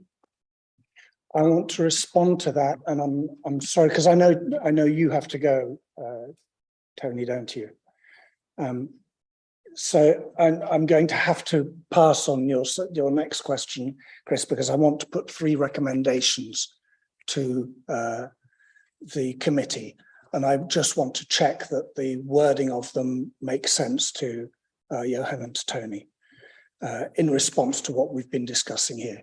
So the first one says the committee asks the executive and council to undertake all necessary investigations leading to the adoption of an action plan for transport that sets clear targets for each sub-element, e.g. public transport, electric vehicle, active travel, etc. The point being that we've heard that it's a mixture of all of these things that has to happen, and that we have to have clear targets in each area and see them as all interrelated. So that's the first recommendation I'll be putting to you. The second being, the committee asks the executive and council to adopt an analytical approach to the implementation of the adopted climate change strategy and action plan, which demonstrates the amount of carbon reduction which will be achieved year by year. So that we have an analytical approach, because one of the things that's come up in previous meetings here when we've seen the action plan was that some of it is costed in carbon terms and some of it seemed not costed. And we struggled to see how in any given year we could properly assess what was being done and how it measured up to an annual carbon reduction target. So that's the second one, an analytical approach to what we do. And the third one is, similarly, the committee asks the executive and council to adopt a set of alternative scenarios in relation to the implementation of the adopted climate change strategy and action plan, so that if we find one area or strand of the action becomes less feasible, other actions can be identified that will achieve the same pace of reduction, so that we're flexible as we go forwards. We've seen on these charts some of the alternatives. I'll just quickly flick through. I'm trying to find the page you gave us it on, the different areas. Reducing the need for travel, improving walking and cycling, improving public transport, managing freight, managing car use, promoting EVs, that all of these things are interrelated. And so what this last recommendation is saying, that we retain flexibility so that if one of those doesn't seem to be doing what it needs to do, we're pledging to focus on the others to make sure that we get to where we want to be. So those are the 3 recommendations. I have passed a copy of them down 2 sides of the table. I just wanted to check with Tony and Johan that you're happy with the wording of those, that it represents the thrust of what you were telling us earlier we needed to do in order to have coherence, leadership and strategy and flexibility going forwards, so that we can then decide among ourselves. Just a quick comment from me, and my apologies, I have to leave. I've just discovered before I came in that I'm one of only 2 tenors at our rehearsal this evening. In support of the other, I really ought to be there, but my apologies. And if I can just say to Councillor Culwick, if there are questions of me that you'd like to follow up later, I'd be very happy to have a chat. Those look to me appropriate recommendations coming out of what we've discussed. Certainly the third one, the need for flexibility and alternatives, so that if one course of action begins to falter, you've got something else that you can pick up, is crucial. You can't just say, this is what we're going to do and it's going to deliver, because you can't be certain. The second one is very much the sort of analysis that Johan and I are working on with Sean and colleagues. So we hope that that's already knocking at an open door. The first one, I guess I'm wholly supportive of the recommendation. I have two comments. One is it will be at least as important to have a set of recommendations like that and a strategy like that on buildings, because that's a larger part of the total emission. The second, and this is just a comment right off the top, having only just seen the action plan that came round as Annex F. And I haven't had a chance to talk to Sean about this at all. I just think that's a level of detail too great at this stage. There are 40 actions under transport. And in one way, it's all encompassing, but I've already spotted 16 in here that aren't in that. Quite a few of the ones to do with reducing car use aren't there as yet. I would go for action plans at that higher level, as you were suggesting. Here's our action, here's the target we're setting for reducing the need to travel. And here are the measures we can adopt to do it. Don't try and set targets for each of those individual measures, but at least know what can be done. Ditto for active travel, ditto for public transport, ditto for electric vehicles. And I think that's compatible with that first recommendation. Fine, thank you for that. So I throw that open then to members to say what you feel about this and whether it's something we'd like to recommend to the exec. Yes. Yes, thank you. I'm really glad you proposed this, because when I saw the agenda, there was no kind of actions coming out of it. We've had this amazing presentation, all this information and discussion, and then I wasn't sure what was actually going to come out of it or what actions there were going to be. So I'm glad you proposed something. In the recommendation 1, where you talked about kind of sub-elements, I know these are just examples that you've given, it's not comprehensive, but I think rate should be added, because all the other examples that you've provided, public transport, electric vehicle, active travel, all maybe kind of evoke kind of personal transport, whereas freight is such a huge part of transport and carbon emissions. I just think it'd be quite a good idea to have that in that specifically. And then recommendation 2 doesn't actually mention transport. I was wondering if it would be better for the next item on the agenda, rather than this agenda item, which is specifically about transport. We could, well, it's more generally about the analytical process, but yes, I mean, you could argue that it should add the word transport to it, or what would you recommend? What are you suggesting? Would you prefer to have an analytical approach to the implementation of a local transport plan, or that the implementation of an adopted climate change strategy and action plan, including transport, that demonstrates? Because I think the points he was making were quite broad. Sorry. Yes. Just remind us all that we are in the climate emergency scrutiny committee, and there is a transport scrutiny committee. So we just need to try and, when we're talking about transport, it's in the context of carbon reduction and climate change, not transport per se. Okay, so we can't just make recommendations for transport. You can absolutely make recommendations about the impact of transport on climate change or carbon reduction through improving or changing transport policy, but transport per se on its own needs to be set in the context of climate change within the scrutiny committee. Okay, what would you propose? Have you seen the wording for this, Claire? What would you propose? So yes, okay, really helpful, thank you. So committee asks executive and council So for the first one, I'd recommend that you're asking executive and council to undertake all necessary investigations leading to the adoption of an action plan for transport as indicated in the climate change action plan. So as we've already noted, there's something like 40 different actions within the climate change action plan to do with transport. So you've hooked it into that. That set clear targets for each sub-element. That'll be fine. So you just reference the fact that we've got the climate change action plan.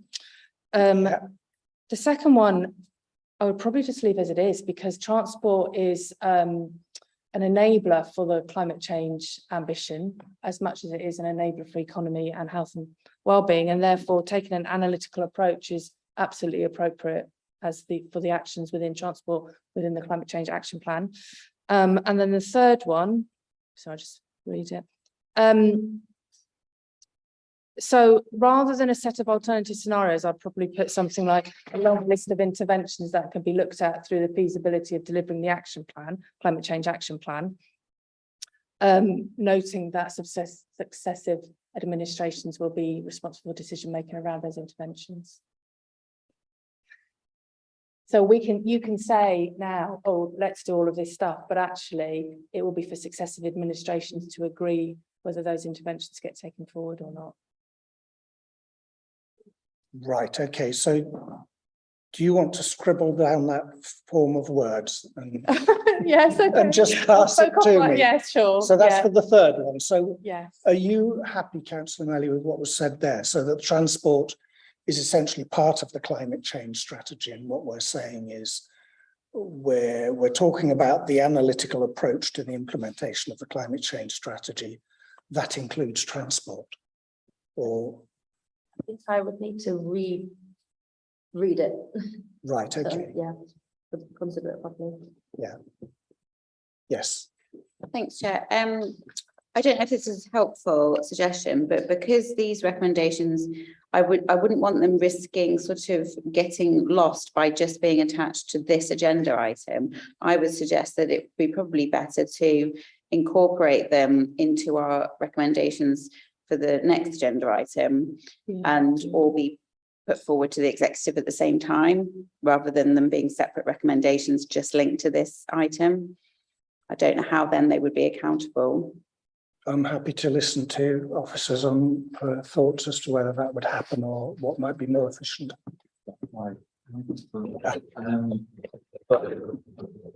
I somewhat assume, I somewhat assume whether you make a recommendation to exec in item 4 or item 5, it probably wouldn't make a difference. It'd still be recommended. Right. Yeah. I mean, we could tie it all into recommendations specifically linked to the strategy if that makes more sense, but. Are you happy, Councillor Baker, if we just take advice tomorrow, if we talk with Dawn perhaps? Yeah. Just double check. Yeah, and sure. We will put it with one or the other of the agenda items, mindful of what we've said. Is that satisfactory?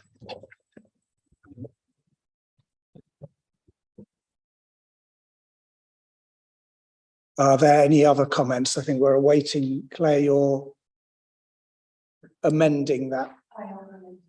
Right, okay. So aside from that, is there general support for then the first two recommendations? We're waiting for the second. So the first one being undertaking necessary investigations leading to the adoption of an action plan for transport as indicated in the climate change action plan that sets clear targets for each sub-element: public transport, electric vehicles, active travels, freight, etc. Sorry, Jack, do we have a vote on that? Yeah, we can have a vote on it, yes. So if we take the recommendations one at a time then, so we have a vote on recommendation 1. Vote, sorry, have you got a comment to make first? Yes. So does that limit recommendation 1 to only the points of action plan relating to transport and the carbon strategy, rather than going further than what is currently in the carbon reduction strategy. I don't want to limit us to what is actually quite an inadequate strategy. We need to go further than that. Well, we'll be discussing the strategy as soon as we've done this. We're looking at the overall strategy after this agenda item. So this was more focused on the transport elements relating to the presentation that we'd had this evening. I feel like I need to have what we're voting on in writing in front of me to be able to read it before I feel comfortable taking a vote on it. Is that not what you've got there? Well, it's being edited quite. No, recommendation 1 isn't being edited. Oh, sorry. Executive impact to undertake all necessary investigation leading to the adoption of actions, transport actions set out in a climate change action plan that sets clear targets for each sub-element, e.g. public transport. So it just roots it into the climate change action. So it roots the transport section within the climate change strategy. Well, we've been advised that there is another scrutiny committee that looks specifically at transport, and that our remit is within the climate change strategy and the transport elements within it.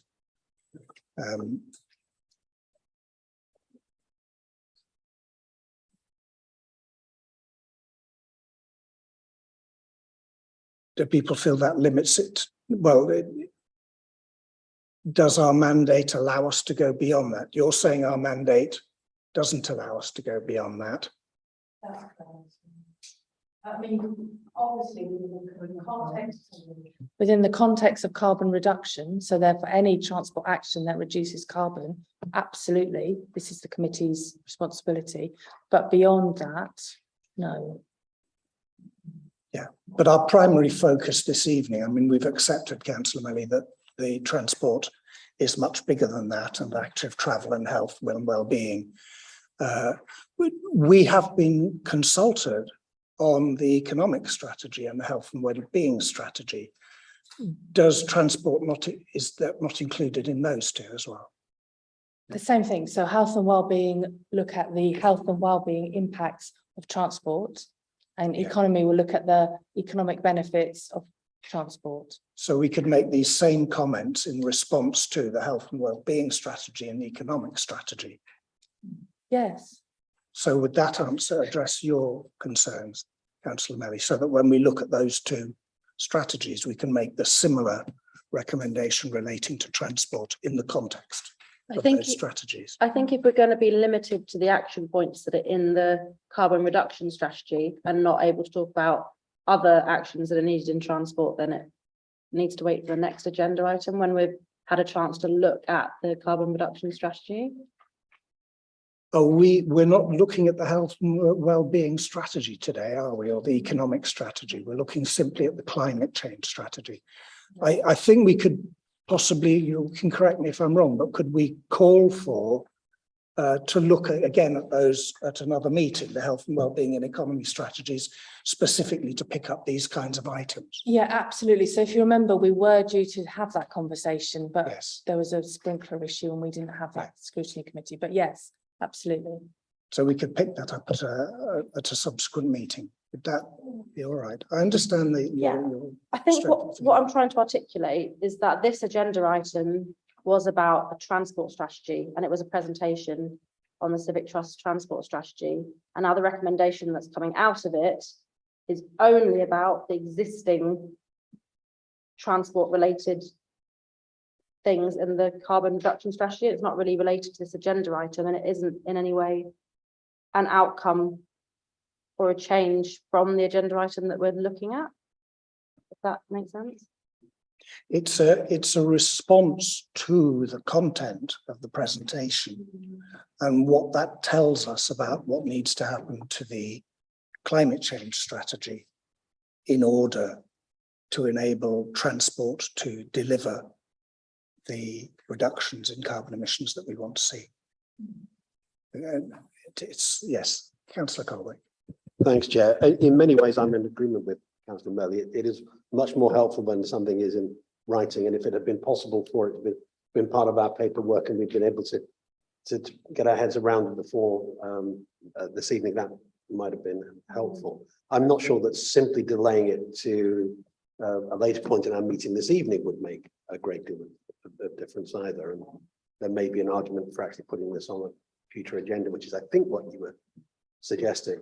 But time is of the essence, and at this point this evening, and bearing in mind everything that's been said, I just move that we vote on that and feel that we're making some progress, rather than, as we've been accused so often, really not dealing with things as urgently as we need to.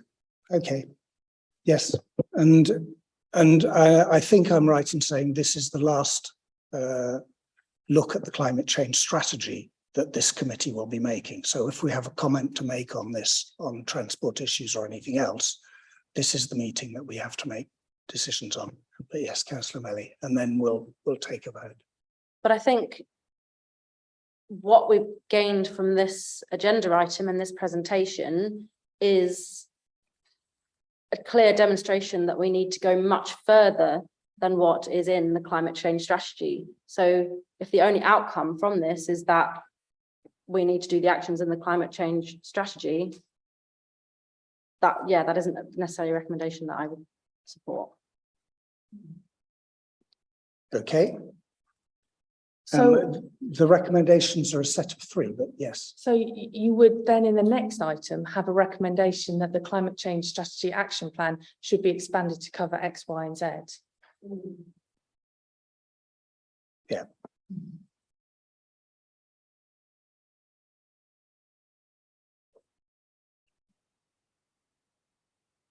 No other thoughts? Yeah, it may be helpful if we're going to vote now, just to be reminded, as I think, Claire, you've been able to. Thank you. Yeah. So shall we do each recommendation? Yes. Yeah, okay. So the committee asks the executive and council to undertake all necessary investigations leading to the adoption of transport actions set out in the climate change action plan that sets clear targets for each sub-element, e.g. public transport, electric vehicle, active travel, etc. Do you want to vote on each one in turn? Yes, yeah. Is that a question or are you voting? Voting. Okay, so those in favour? Those against? Abstentions? That's 1, 2, 3, 4, 5, 6 in favour, 1 abstention. And then the second recommendation, I think, Hasn't changed. Hasn't changed. So the second recommendation was the committee asks the executive and council to adopt an analytical approach to the implementation of the adopted climate change strategy and action plan, which demonstrates the amount of carbon reduction which will be achieved year on year. So essentially that we have an analytical approach to the implementation. Unless there are any comments, we'll have votes in favour for that one. Those against? Abstentions? So that's 6 and 1 abstention. And then lastly, you'll have to read out the last one. Okay, so the committee asks the executive and council to develop a longer list of interventions to consider in relation to the implementation of the adopted climate change strategy and action plan, so that if any one strand of action becomes less feasible, other actions are identified which can achieve the same pace of reduction, noting successive administrations will take the necessary political decisions. And we'll have a vote on that then as well. So those in favour? Those against? Abstentions? Thank you. Robert, you better have them. Thank you to everyone for that. Yes, let's have a short break. I'm sorry this is a very long meeting. Climate change strategy has been dogged by having an agenda that's the size of the universe. So if we take 5 minutes off and come back after that. Thank you to all.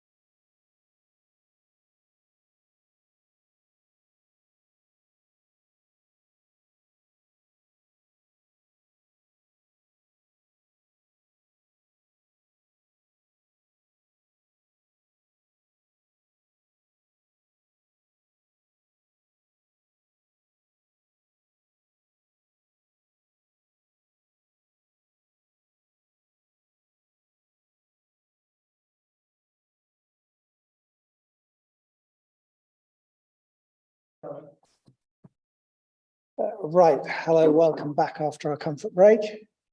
We're now moving on to the second agenda item on what is proving to be a long evening, but hopefully productive.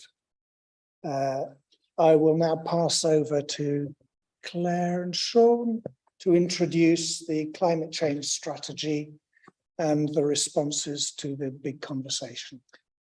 Thank you, Chair. So we've brought to you this evening a report and a number of annexes that look at resident stakeholder feedback and the draft climate change strategy and a draft climate change action plan to consider. Our recommendations for you today are to look at the evidence and analysis that led to this, that's the technical annex. Look and review the resident feedback, which is fairly comprehensive. There's focus group feedback within that, a summary of our big conversation and a review of some of the comments we received. And also note how resident and stakeholder feedback has led to changes in the climate change strategy and the action plan itself. Just to remind you all, the climate change strategy and action plan are for 10 years. However, there is a review point within 5 years of the climate change strategy. So it gives the opportunity to check that it is indeed meeting the ambitions that we've set, but also the action plan itself is annual. So this action plan will come back to scrutiny every year for a good look at, but also throughout the course of scrutinies that take place during the course of the year that will feed and inform the next iteration of the action plan. Just a reminder that the strategy development has gone through a process of gathering evidence and analysing different impacts across various different institutions, including Leeds University, for example, pulling together the insight and intelligence from residents, stakeholders, partners, and community groups, and also the equality impact assessment, so making sure that we don't unduly disadvantage any different community. Our big conversation consultation process, which was the resident insight and intelligence process, that was a number of different interventions that took place over an 18-month period, and the report details goes to some detail about what those might be. Just to give you a summary of the kind of key findings, and this is noted, I mean, I think the report notes it, the findings changed over the period of 18 months. And certainly the latter feedback was very much focused on the cost of living. And let's not forget that the latter, our big conversation survey and focus groups was in the context of rising energy prices and the impact of both Brexit and the Ukraine war. So residents' fears were and concerns were obviously focused on the environmental context itself. Whether the climate change strategy is ambitious enough or whether it's too ambitious and won't ever be achieved, a recognition of the interdependencies with the economy, the health and transport, which we talked about earlier.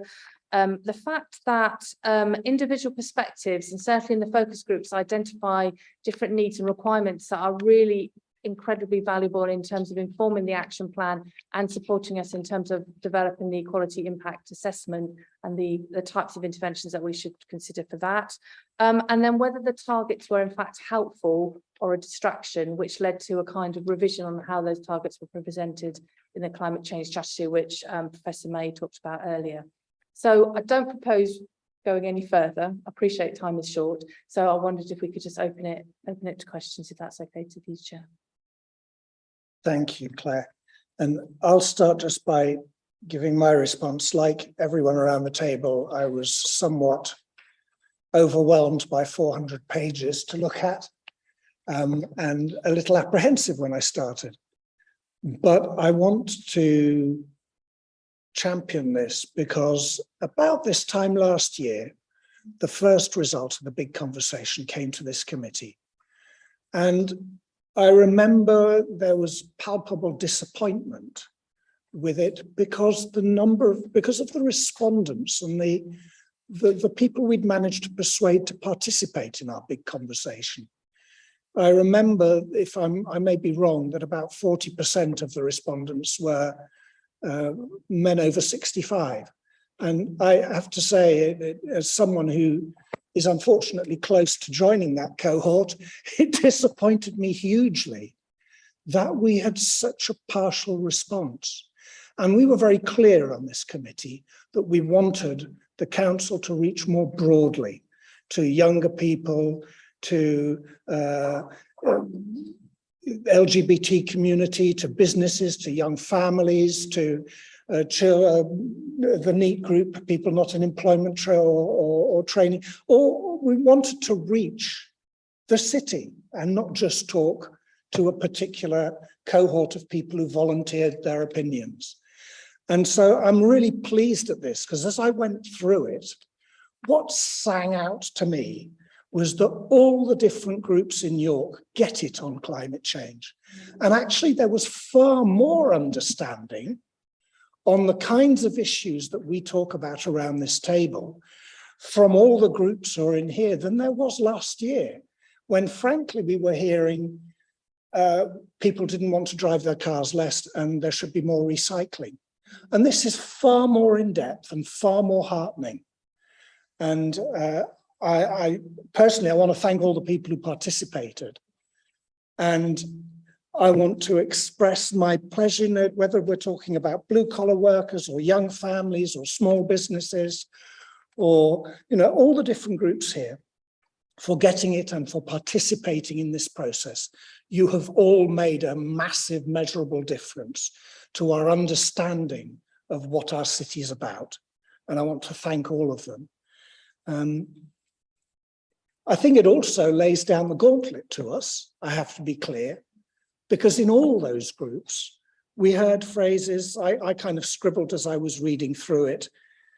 I read, this is just a few quotes. I read the strategy and was like, great, but what are we going to do about it? And how's it going to happen? The idea is great, but where's the detail? Or someone else said, I feel like the language in the whole report feels a bit vague. I don't actually know all these things are things the council can do. Or there's no substance to the plan. There's no plan, it's fluffy words. It's just ticking the box. It's difficult to read that stuff, but that's what we need. And we have to address those concerns. And we have to ensure that people are confident that we understand the emergency, the urgency of what Barack Obama called the urgency of now. And we were talking just now about, you know, this 13% year-on-year target and whether we can all push it down the road and we'll get there in the end. What's clear from this is that all groups across York want us to get busy now. So those are my initial responses. I'm really pleased it happened, and I want to thank officers and all the people involved in it. It's a good piece of work, and I think it moves us forwards. And now I'll shut up and allow others to put their words in. Are there comments people would like to make?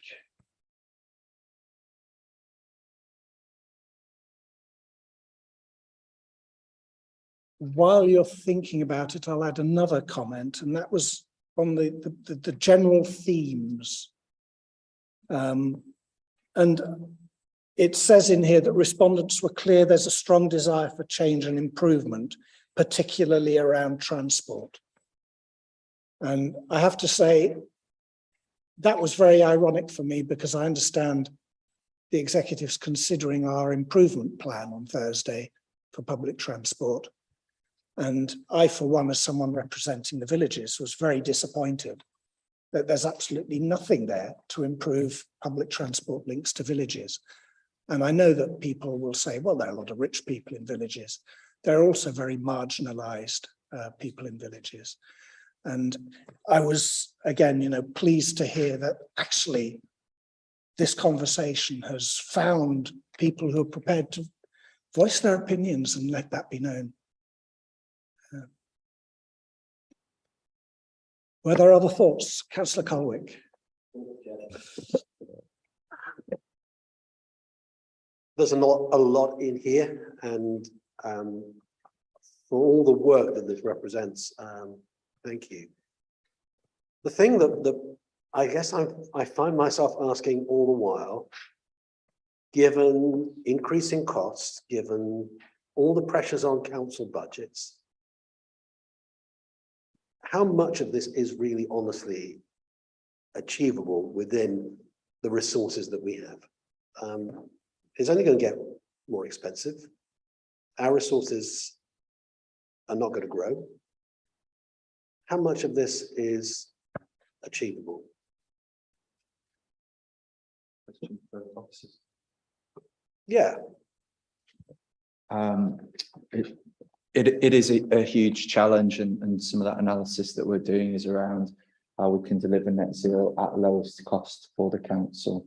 I refer back to the 2019 paper by Leeds University that looked at the net zero pathway for York. There was a huge number of actions and initiatives and measures that were analysed that were actually cost efficient, would deliver cost savings within 12 months, and also saving on carbon emissions. And that's only got, those savings have only increased since the cost of energy has increased.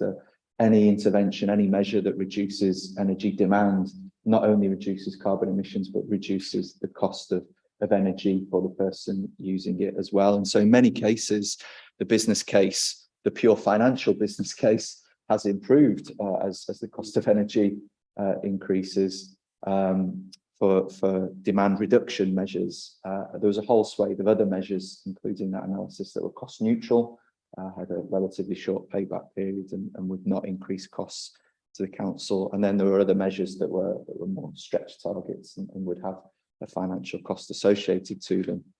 The other thing to mention when it comes to achievability and deliverability is that there are limitations to what we as a council can do. We can do an awful lot through our own corporate activities, through our procurement, and through our wider role as local planning authority and other policies and strategies. But there's also a requirement on national policy to reflect what we're trying to do here locally, and collective regional action as well, which we're working hard on with Yorkshire and Humber Climate Commission and Progress with Devolution.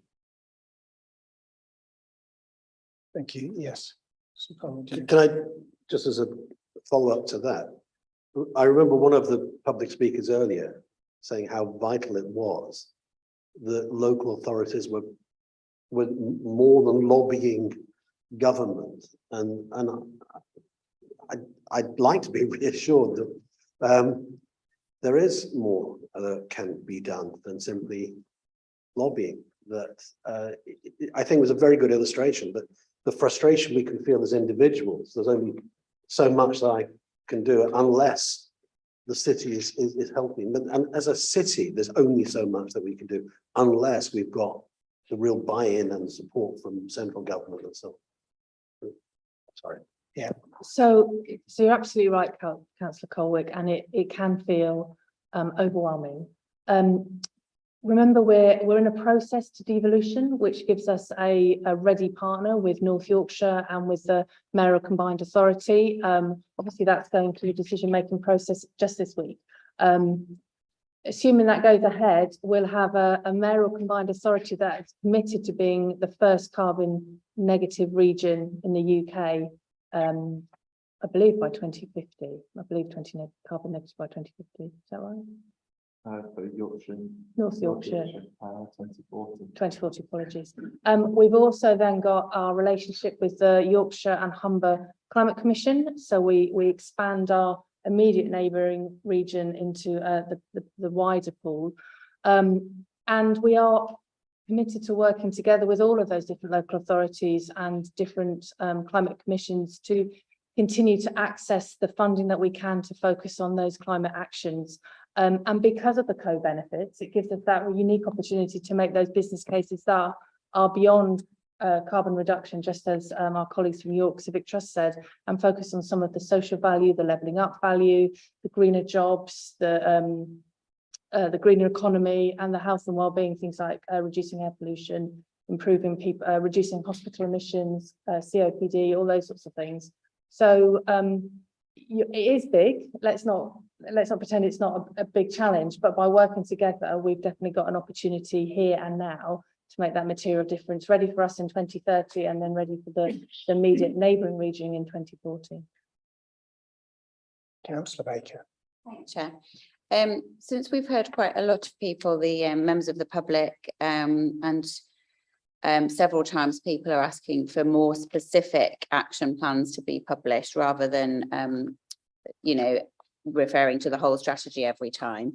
Could we just have a guide of timescales for, I know we've talked a lot about transport, but could you just say again when you think the local transport plan is likely to sort of go to consultation? And the other specific action plan that I know is being progressed is on retrofits of, and so what's the timescale for that one? And is there the possibility of one for non-domestic, a broader action plan for non-domestic buildings? So local transport strategy is due to go to executive early in the new year, so January, February. I can't tell you where the consultation process sits with that, so I'm not sure if it's going to executive ready for approval to go to consultation or whether it's been consulted on first. Apologies, I don't know. I'll need to come back to you with a response for that. Sean, do you want to talk about retrofit plans? Because I know you're on that. Yeah, I believe the retrofit action plan is going to executive in November, executive member decision session in October and executive in November, I think. And the action plan that accompanies the climate change strategy does consider non-domestic buildings, whether there's an argument to say that needs its own action plan, that could potentially be a recommendation.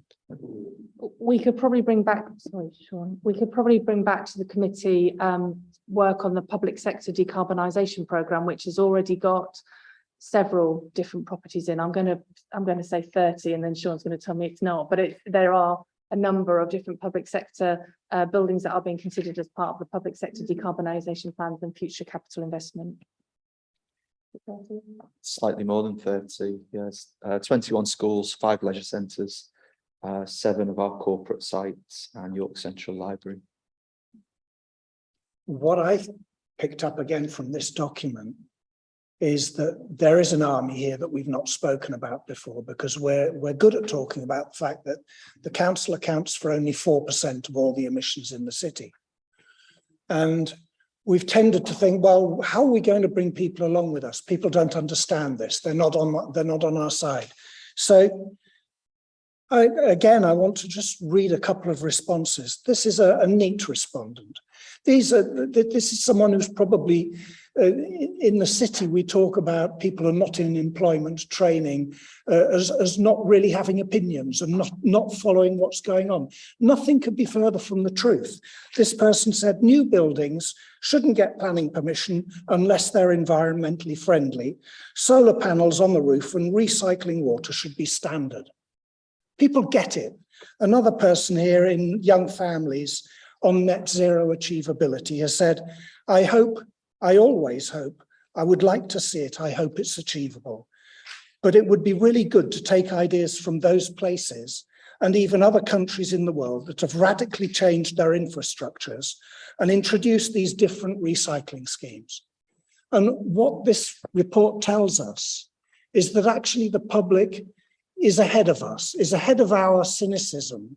And the challenge that we face, we know is nothing to do with, well, yes, we've got to reduce our carbon emissions and that'll make a 4% impact on the city. But to achieve zero carbon future, everyone needs to buy in. And what this report shows us is that right across the city, people get it. And I think that's what we need to have as our catalyst to be bolder in what we do and to sign up to a strategy. And I repeat this, as I've said it a few times in the past, that we find a way that all the political parties are able to sign up so that we've got consistency for the next decade. And there's no risk of anyone tearing us apart, that on this issue, the city is united. And through over and over again, we hear that's what people want in this document. So I hope that answers to a degree your fear as you expressed it, Councillor Carwick. I think the strength is in this document. Councillor Melly, sorry. you Sorry, Chair, mentioned I'm it. really sorry, I have to leave to get home, but just to put on record, if you're going to make any recommendations, I will agree with them in principle. What I was going to say was in answer to Councillor Hostage Baker's to fortune. question, so I don't know if you want me to quickly get it out. Councillor Melly, sorry. No, I was just going to say, I'm sorry, I've just been going through my phone to find my notes on the local transport plan timelines, the Department of Transport, to answer the question about consultation.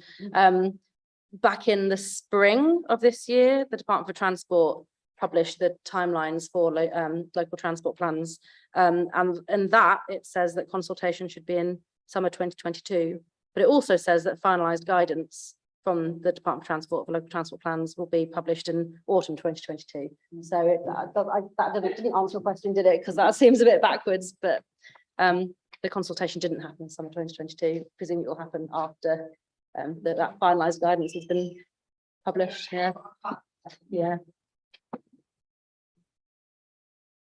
Are there any more comments on the big conversation, or should we move to the strategy at the back? Sorry. Sorry, I just want to pick up on something that Councillor Colwick said and related to our big conversation. It's probably worth remembering that the largest carbon emitters in the city come together in the Climate Commission and in our own sustainability leads group, where we discuss how we can work together to reduce carbon across the city. So that's the hospital, the universities, a few private sector organisations, Nestle, etc. Just looking at, actually, if we all work together, are there better things we can do together? So yeah, we're not alone on this. Everybody's committed to trying to reduce carbon. Thank you. Sorry, Councillor Colwick, yes. Did you want to come in as well?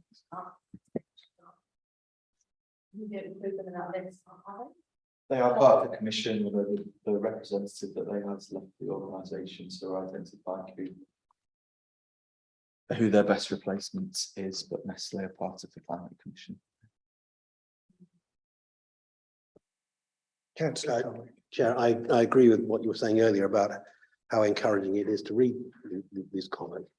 My question, following on from the recent discussion, therefore, is how we continue to build on that and how we communicate what is happening, what is here in the strategy, how we get the buy-in, how local councillors can be part of that, I guess, education.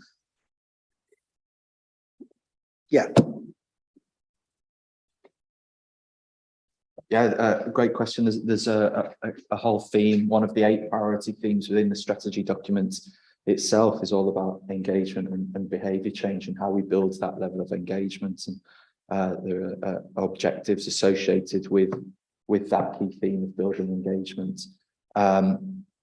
We clearly need to develop a more detailed engagement programme, but right now we have lots of touch points and ways that we're communicating with residents, with businesses, with the general public around climate change. But we absolutely right, we need to take everybody with us on this journey. We'll only do it as a whole city. Would it be fair to say that among our challenges is finding a way of creating that communication that goes between the complexity of the climate change strategy and the action plan, and finding a way of inspiring confidence in the population without presenting documentation that actually causes most of us, including us around the table, to drown in detail. It's having that clarity of communication that can develop confidence and trust and a willingness to participate. What do you think that we're missing at the moment? What could we be doing better? That's absolutely fair. I think we also need to be a little bit cautious that within the responses in the consultation, we've seen an element of hesitancy in those responses about the scale of the ambition and the burden being disproportionately placed on individuals and small businesses. When we know that the majority of emissions associated in the city are coming from large businesses and large operators. So we need to focus our attention on where it can have the biggest impact and not disproportionately put that burden or that emphasis on individuals and small businesses. But everyone is part of the solution, and so we do need to improve our communication, bring everyone with us. But we need to focus on where the big issues are and where we can have the biggest impact. Do you think that we could be requiring the Climate Change Commission, since it involves so many of those big players, including the NHS and big business, to be producing a report to the council, to the executive, every 6 months or whatever, detailing the carbon emissions cuts they're making, so that people can see that those big players are busy, rather than just thinking I'm alone here and the big players are doing nothing?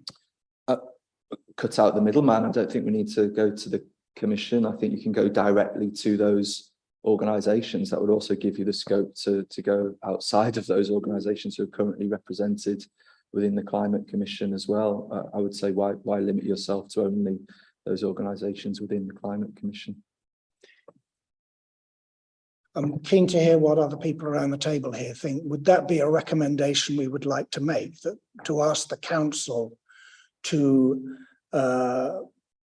regularly engage with the big emitters and produce information that we can then disseminate among the public to show what is happening, to inspire confidence that change is happening?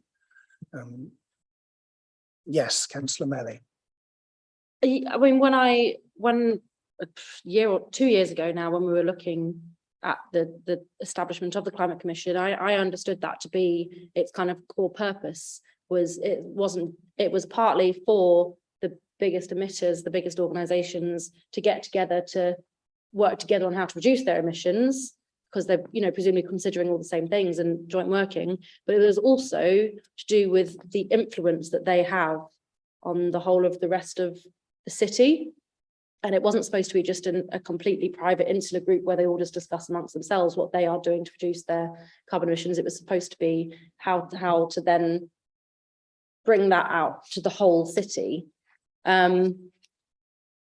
So yeah, I agree with that suggestion. That they should be sharing that, the work that they've done and that best practice and the considerations they've done and the solutions they've come up with, that they should be sharing that. I would be concerned though that it would just kind of become an opportunity, almost like a PR opportunity for those companies to do a bit of greenwashing. I think it might be a bit of a balance to strike there. Councillor Perrott and then Sean. Just following on from that point, I think it'd probably be worth us trying to get those companies to agree a set of indicators that are measured in the same way, because I think there's an awful lot of wiggle room between different organisations measuring things slightly differently, and it'd be really hard to sort of keep tabs on who was doing what and in what context. So I would suggest if we were going to ask for this, we'd have to do a bit of a roundtable of how we measure and get everybody to sign up to a set of agreed sort of principles of what is measured and how and when it's reported, and the accountability that they're going to sign up to. Yeah, a great suggestion. We've been trying to standardise the metrics against which organisations in York report against, and it's all part of producing that bottom-up emissions inventory and pathway that Johan and I were talking about and we're discussing earlier. The more organisations in York that are regularly reporting their emissions, the clearer the picture here in the city, and the more granularity we have and the more accuracy we can have in our own carbon emissions pathway here in the city. I think not that long ago, didn't York Hospital Trust come here and present on what they're doing to reduce carbon emissions? And then I think just at the last scrutiny meeting, it was the chair of York Climate Commission came and presented. It might not have been on, I can't remember what they were presenting. So we've had some representation there, but there's definitely scope for more representation from those organisations in that makeup. So are we minded to put together a recommendation to that effect? And I think what you're saying, Sean, is that you're already working towards that end. If we had a recommendation that the executive ask the Climate Change Commission or companies, major emitters, to agree a set of indicators with the City Council to provide an annual declaration or whatever we agree on CO2 emissions, so that we're calling for a regular update on what those major players and the Climate Commission are actually achieving, using indicators, as you've suggested, Councillor Perrott, that we've agreed and that can be, they can all be required to work to the same indicators. Yes, Claire. Just need to remind that different sectors will have different indicators, so we can't provide a cost burden onto those organisations that are, have their own cost pressures. So I know, for example, the hospital have a different set of emission data they need to provide compared to the university, for example. So it might be less about having purely comparative, but more about making sure that the emissions data they provide is showing a trend, and that we can review it and see what kind of data they provide.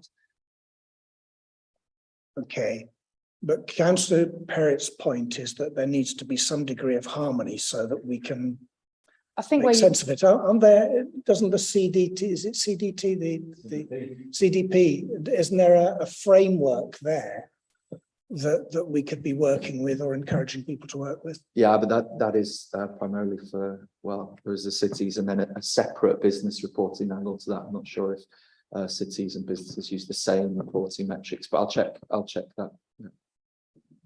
And not every business in York will be signed up to the CVP. Yeah, I understand. What I was suggesting was more along the lines of if we can get people to sort of positively opt in, if it's part of their sort of accountability to the city. I think it's important that we have that framework, that they all reported the same way. It's optional for them, but I think the pressure comes with us saying you're one of the major sort of source the carbon in the city and you're not being accountable to local people. Yeah. I think that's probably how I would suggest we sort of sold it to them as it will be reputationally quite damaging if you refuse to opt into this scheme. Positively, and to provide that accountability by measuring things in a sort of more coherent and standardized way. Sorry, coherent was probably the wrong word there, wasn't it? Do you, Claire or Sean, want to produce a sequence, some words that actually sum up what we've just said? Yes, in a way that if there's makes broad sense. consensus around the table on that, then we can put some words to it after this session, if that's okay. And are members happy if that's done and then comes back to me and then I circulate it, or Robert circulates it for us to approve it in the next couple of days? How long will it take? Sorry.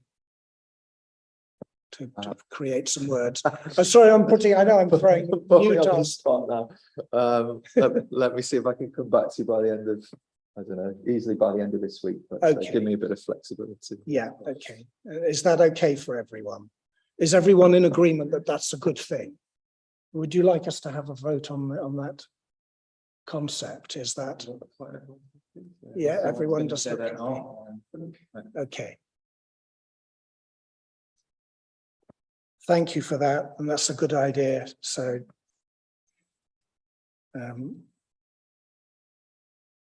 are there other things that members would like to propose to try and improve communications? Because as we've seen the understanding, we've seen the thirst, we've seen the cynicism, we've seen a lot in this report from the public. I think what has been proposed there is part of producing information that can inspire confidence. My personal response to what I read there as well was that our strategy, the declaration in our strategy, I think needs to be clearer in its ambition to have all of us, all the politicians of all parties signing up to it, not leaving it to the executive, so that the document comes to full council and we're all in agreement that it represents a path ahead. So it doesn't matter which of us is in power, there's clarity on this issue. When we get to if we're moving on from the big conversation bit, then I'd like to just rehearse that and see if we can find consensus to move us forwards. Are there any other comments on the big conversation part of it? I'm not seeing any. And I am mindful it's 8:15 and we've been at it for a while. So let's move on then to Annex E.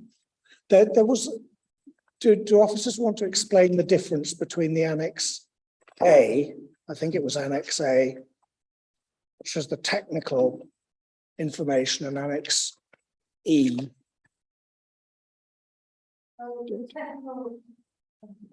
The technical annex is the evidence base that led to was one of the inputs that led to the formation of the strategy. Yeah. Whereas E is the draft strategy itself. Yeah. They should be different. Yes. Yeah, fine. Yeah, they're different. I just wanted clarity so we all know what we're looking at. The technical annex is not designed for all audiences. It's unapologetically and deliberately technical because it provides the methodology that's gone into this. It will be published alongside the strategy, but it's not meant to be read by everyone, just by interest. Those who have an interest. Yeah. So, who would like to open on the strategy itself? Would you like to set out what's changed? Well, since we I last was saw just it? going to say, as it were, Sure, setting out, it's the second time the draft strategy's come to this group, so it's probably worth mentioning what's changed and what's changed as a result of the subsequent consultation that we've had. So Claire identified kind of the key themes that came out of the latest round of consultation. You mentioned them yourself, Chair, a couple of them yourself.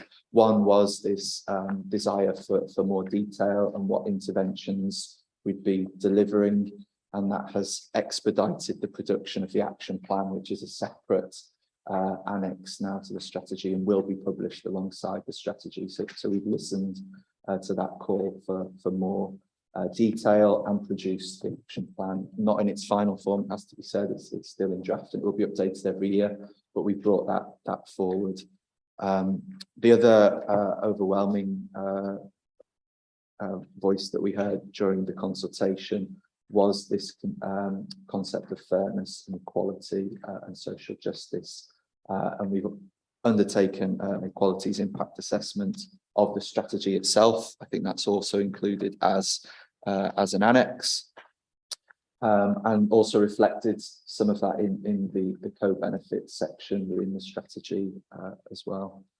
The other big thing was this balancing of the scale of ambition and its achievability, its deliverability, and the potential cost and burden that could place on individuals and small businesses. So we've tried to provide some detail around the cost of achieving net zero, both within the strategy itself and in the action plan. There are a few other minor changes. One from a visual perspective and understanding perspective is that on the graph that shows the emissions reduction pathway, the baseline year has been updated from 2019 to 2005 to reflect what commonly used across a majority of local authorities and indeed the UK's own net zero pathway. Thank you for that. Oh, so the final change was also mentioned earlier by the Civic Trust. The indicative targets that were included in the tables for all of the themes, which gave where we need to be by 2030. The feedback we received through consultation was that they created confusion and provided distraction, given that they were only high level and indicative, so they've been taken out and been replaced by a high level vision and narrative of where we need to be by 2030, rather than numerical targets. Right, okay, so I want to be clear I've understood that. So one of the things we were concerned with last time round was that under impact in the action plan, it just had one cloud, two clouds, or three clouds as the carbon impact. And I seem to remember we did ask several times in previous consultations, when will there be figures on the actual carbon saving from any initiative so that it can be measured against the targets, so that we can have confidence that we're going the way. Are you saying that we've moved away from that? We're moving. No, so the targets I'm talking about relates to within the strategy document themselves. There's a table Oh, right. Okay. below each theme. Yeah. And that says where we need to be by 2030. There were high level indicative targets within that table. And they've been replaced by a narrative of the vision of where we need to be by 2030. Right. Okay. I agree with you that that more detail is required, more quantification is required of the impact in the action plan. That's the conversations that we're having with Stockholm Environment Institute to provide that level of detail. And that detail will also come as projects work their way through our internal project management framework. But it would not be appropriate for every action to quantify the carbon impact. It's sometimes the cost of quantifying is greater than delivering the action itself. So we need to take a proportionate approach to that. Yes. Okay, understood. Yeah. Any comments, questions people have? Yes, Councillor Breton and Councillor Wong. Thanks, Chair. It's huge, isn't it? So it's hard to know where to begin sometimes. So I think for me, one of the things that kept sort of coming out in the conversations that we were having with the public participants earlier were around the vision and not being clear. Sort of, you know, if I went to sleep tonight, opened up my eyes and it was 20:30 in the morning, what would be different? What tangible sort of differences would it have made? And I've realised this is probably how we communicate the strategy and where we want to be. But I don't feel I have a clear sense of beyond we're going to achieve net zero. That's what we're aiming for. We've got sort of these targets, sort of how we get there, what tangible differences will it make to how we live in York?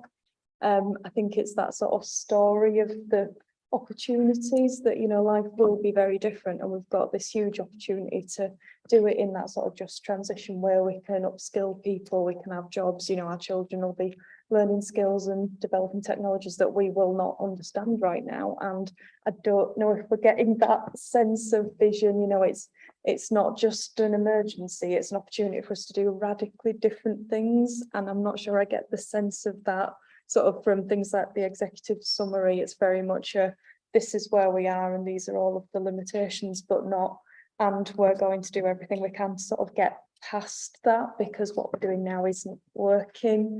So I think for me it's that how we're sort of saying this is bold, but it's a scary change and we're being forced to make it. But that doesn't mean that we can't sort of do something. And I suppose it comes to Debbie's sort of comment about happy, you know, it can be a really positive opportunity for the city to get this right and for us to sort of really buy into the vision. And I'm just not sure I get sort of the sense of these are all of the brilliant things that it can mean for us if we make these changes, if we go through these sort of years of, you know, I mean, obviously now there's an awful lot of worry, isn't there, about energy efficiency and that homes need retrofitting. How are we going to afford it if we can't pay to, you know, it's not even heat or eat anymore, is it? So that's never a great noise, is it, to hear? Everybody's going to be panicking what's going on now. But yeah, it's always in a political meeting, isn't it, when you hear that and you think, oh gosh, what's happening? But yeah, I think it's getting that sense across of, you know, it's not just all the sort of pain we're going to go through to get there, it's what do we gain from it? And I'm not sure I get the sense of that coming through sort of in the document. I think the executive summary is where I would love to have seen this is our vision and this is how we're going to get there. And I'm not sure that the vision's communicated itself very well to me. Thank you. I mean, that's part of the rationale for updating that narrative vision within those tables as just described. I think the example on page 21 of the strategy, 367 of the papers describes where we need to be in 2030 for transport, and hopefully gives that type of sense with fewer people travelling by private vehicle, reducing congestion and improving air quality, people feeling safe and supported to increase walking and wheeling, particularly for shorter journeys across the city. That's what we were trying to do, was to give that idea of how much better and what improvement we could have by 2030 from delivering on this strategy. And I think, yeah, part of that is the communication challenge that we'll have as well, of how we describe the impact of this strategy and the objectives when they're delivered. Yes, Councillor Colway. Thanks. I support that. Yeah, absolutely. I think faced with lots of inevitable detail, if there is some way of doing just that, and what I'm reminded of as you said that was the way that estate agents are increasingly working. It's not just a description of a property with the dimensions and the floor plans, but they actually, when you read their blurb, actually paint a lifestyle, paint a picture. Imagine living and working in a city where, you know, and I think that's what you're saying. And that's the bit that I think captures imagination, gets buy-in, gets, this is what it's about. Wouldn't that be so much better? A city where the air is clean, a city where children are not. Yeah, exactly. Is there maybe a 2-page, 3-page, whatever it is, super short summary of the strategy itself that tries to set out that vision that can be launched alongside publication of what we've got here? It is the nub of the problem. You're 100% right. I agree with you. There's a fantastic book called The Clock of the Long Now, which sets out visions for the future. And it states as its declaration at the start that until you give people a future they want to be living in, they're hesitant about moving towards it. And we keep articulating the problem and showing how we're going to make things a little less bad. But we're not actually creating, this is what it'll be like to live in our city in 10 years' time, so that people can feel inspired and confident that they want to go there. And I think you're 100% right, we're not there. Yeah. I think that's what some of our public speakers were saying when they were referring to being happy. And it's what the comments are in the report we were looking at earlier. It requires poetry. At the end of the day, we have allowed ourselves, officers have to be concerned with the technical detail and the bureaucratic detail. And we've allowed ourselves not to create a dream or a vision of where it is we want to be. And somehow we've got to resolve that. Yes. So I'm exploring just that through the 10-year plan process. So I'm working with city partners on what they can do to contribute to delivering the 10-year strategies. But as part of explaining that to the city, I'm looking at whether it's possible to do a kind of where we are now, and then as we move throughout the decades, what gets added to and changed in the city. So by the end point on the timeline, you've got a kind of woodland that's growing. You know, you've got less cars, you've got a York Central that's built, you've got Castle Gateway's got, you know, entertainment and public centre and all those sorts of things, so that actually you can try and visualize yourself in 2032, because obviously it's a 10-year strategy from today, but yeah, so hopefully I'll have something to show you and sort of explain that when I next see you all, but that's a work in progress at the moment. But it's focused on all of the benefits, not just the carbon reduction benefit. Can I make a proposal that we consider running a competition in the city to ask people to submit in 1,000 words their vision of the city they'd like to be in 2030, and work out what prize it is going to be given, but to enable people with vision and creative skills to create that dream of the future. I'm reminded of a meeting I attended 15 years ago as an exec member for social inclusion, where we were consulting on the local plan, as people do over the centuries. And we were talking to people with learning difficulties, and officers turned up with 10,000 pages of text and asked for comments. And of course, they got nothing. And then we went back 3 weeks later and simply invited people to say, what city would you like to live in? Tell us how it's going to look. Tell us how it feels. Tell us how it works. And I think we have to accept that a bureaucracy and an institution cannot create that, but that maybe we need to find a mechanism to enable the people of York to articulate that and then disseminate it on their behalf. And if that costs 1,000 quid in prizes to, you know, half a dozen people, compared to the sums that we're spending here to try and get a vision, I think it would be money well spent. I just throw that into the pot. Sorry, Councillor Barrett.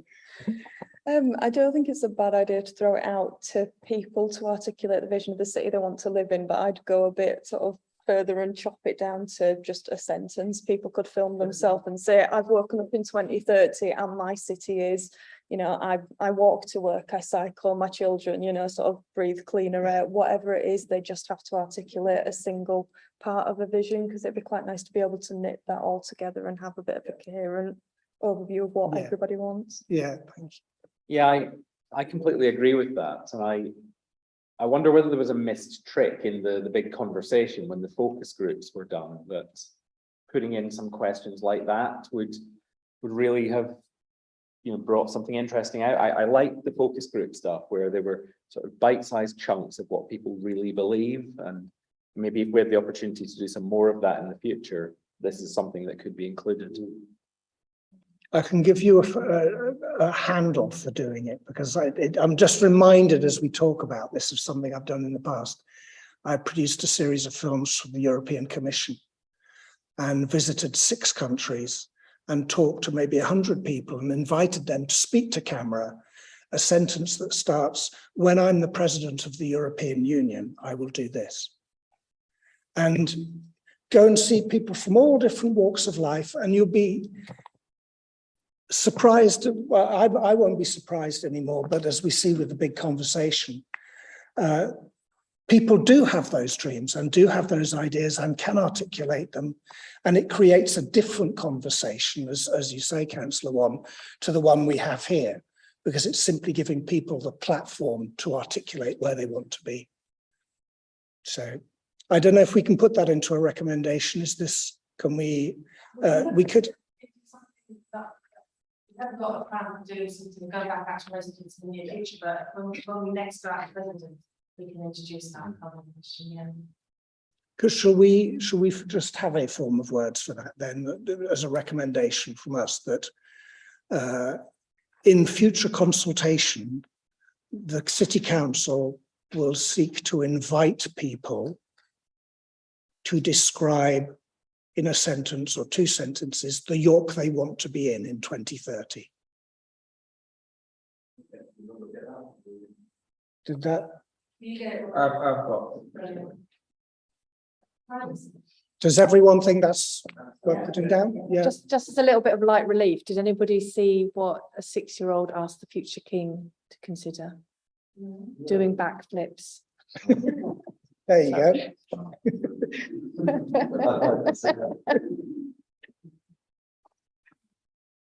Okay, were there other points that? Yes, Councillor. Yes, I just wanted to say, I think it was a good thing to take those indicative numbers out of the strategy. We know that the strategy really has to last for at least 5 years, then be renewed. I think the action plan is the place where we probably need some of these numbers. And so I guess my question is, when might we see the rest of the details in the action plan? The action plan, there will be the high level indicative detail against every action when they go to executive for publication. But the detail for every action, the quantification will depend on the timescales of those actions being delivered and the work with Stockholm Environment Institute. So I can't give you a precise timescale on the quantification of every action, but the entire document will be filled in by the time it goes to executive next month now. Yeah, we're in October. Yeah. I had a proposed change to the 2nd paragraph in the executive summary. This has come before us a few times. Oh, page 346. It's come before us a few times, and we've had discussions about this before. But the first sentence, since 2005, emissions across York have reduced by 39%, but there is still more that we can do. And I would propose that we change that from, while emissions in York have reduced by 39% since 2005, most of this reduction has come from the decarbonisation of electricity. The real work still lies ahead and involves all of us. I've been very concerned ever since I've seen this sentence, that it communicates this idea that we're doing great. We're not doing great. The bottom line is, well, you can correct me if I'm wrong, Sean, but the bottom line is that the overwhelming majority of that 39%, as I understand it, comes from the decarbonisation of electricity, which isn't something that York has done. I'm glad that it's happened, but I don't like the complacency that it seems to propose. So as I say, my change would be, while emissions in York have reduced by 39% since 2005, most of this reduction has come from the decarbonisation of electricity. The real work still lies ahead and involves all of us. Happy to hear thoughts. Yeah. Yeah, I think it comes not just from decarbonisation of electricity production, but also the decarbonisation of electrical appliances, doesn't it? You know, the changes that we've had to, well, almost every electrical appliance, but you know, light bulbs, vacuum cleaners, everything is, regulations have changed and they've become more efficient. Yeah. I'm happy to hear. Sorry, yes. Someone. It was just to say, I don't disagree with what you're proposing, but I think we need to throw a little carrot to the people who have been, you know, making those changes, you know, not stockpiling old light bulbs and things. People who have been actively changing their behavior. Yes, it hasn't achieved everything we would hope it would have, and they need to keep doing that. But I don't want it to read as if it's all been for nothing. You know, things would have gone in the other direction if people hadn't changed their behaviors in some way. So I just wonder how we can weave that into it. Making sure that it's positive, yeah. So yeah. Sure. And then yeah, just so that level of extra detail which you're asking for, Chair, is in the main body of the strategy itself. It's on page 355 of the pack, or page 13 of the strategy, just below figure 2. And it's also again referenced on page 16 of the strategy, page 358 of the pack, the second paragraph below figure 5. So just as everyone was frantically turning, it's page 13 of the strategy, just below figure 2, and then page 16 of the strategy, just below figure 5. Just to provide justification for why that's not in the executive summary. The executive summary wasn't a place where I wanted to duplicate and replicate the detail that was in the main body of the strategy, but to summarize. If you feel that it doesn't accurately summarize those points, then we can make an amendment there. But the detail is in. Yeah, no, I can see that. My worry is really that most people who will look at this will probably read the summary, and that's as far as they'll get. And it's how we manage that. I can see that, yes, you've been very thorough and it's all said in the report. And I accept that if there's a positive way of saying it's down to the decarbonisation of electricity and residents and businesses buying more energy efficient appliances. You know, if that helps sweeten it, but I am just concerned every time I've seen that figure that it kind of suggests we're really on our way and we've been doing great stuff. Yeah. This is only thinking aloud, but picking up on what Councillor Wan said, is there some way in that executive summary that whilst retaining the urgency, you know, there's still, you know, this is where the work really starts. I'm not quoting you. There's some recognition that we have begun in terms of progress, but there's still so much more to do. And maybe that might sufficiently pick up both of those points. Just trying to. Yeah. I think looking at the wording that's used just below figure 2, the pie chart graph, maybe some variation of that might be best reflected in the executive summary, if that was what you're after. Yeah. If that could be done, okay. I know that in a sense we're quibbling, but I know that, well, I'm fairly certain that most people just read the first 2 pages and their view is formed on that. And the kind of expressions we've heard from the public speakers today, I think, are generated by that. They're informed. There are a lot of informed people in the city who want to give the city council the benefit of the doubt, but when they read those kind of statements, they think, oh, I think everyone's a little bit too happy with themselves. Don't they realize this is an emergency? So I think if we can bring those words in to show we are aware of where those changes come from, that would be helpful. And then I had one other thought as well for that executive summary as well. And again, it reflects what was said to us earlier. And I know we've rehearsed this in a number of different ways already this evening, but I'll read what I wrote, and then I know people will have things to say. I wrote, the Tyndall Centre for Climate Change Research has calculated that for York to make its fair contribution to meeting the objective of the United Nations Paris Agreement on climate change, we will as a city need to reduce our carbon emissions by 13% year on year. We will work to secure the commitment of all, this is for the executive to say, we will work to secure the commitment of all the political parties and agreement of all the political parties and independent councillors to accept this analysis and thereby commit all councillors and parties going forwards to work with shareholders, residents and businesses to deliver the necessary action that will define our collective future.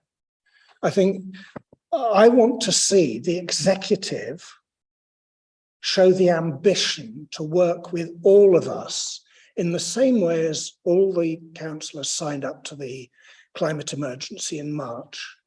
We all have to own this together, or we're not going to get there.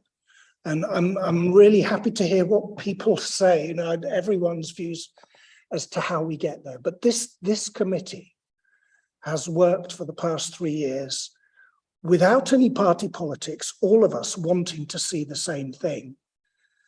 And I'm really proud of that. I'm proud of what we've all done. I want to see the executive take that ambition and make it happen so that we're all content to sign. And I'm happy to hear thoughts on how we do it, but I feel that something needs to be in here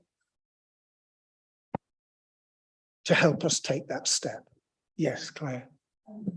So the climate change strategy is going to council, where we hope and pray that the entire of all of the members approve it and pass it through to sort of implementation.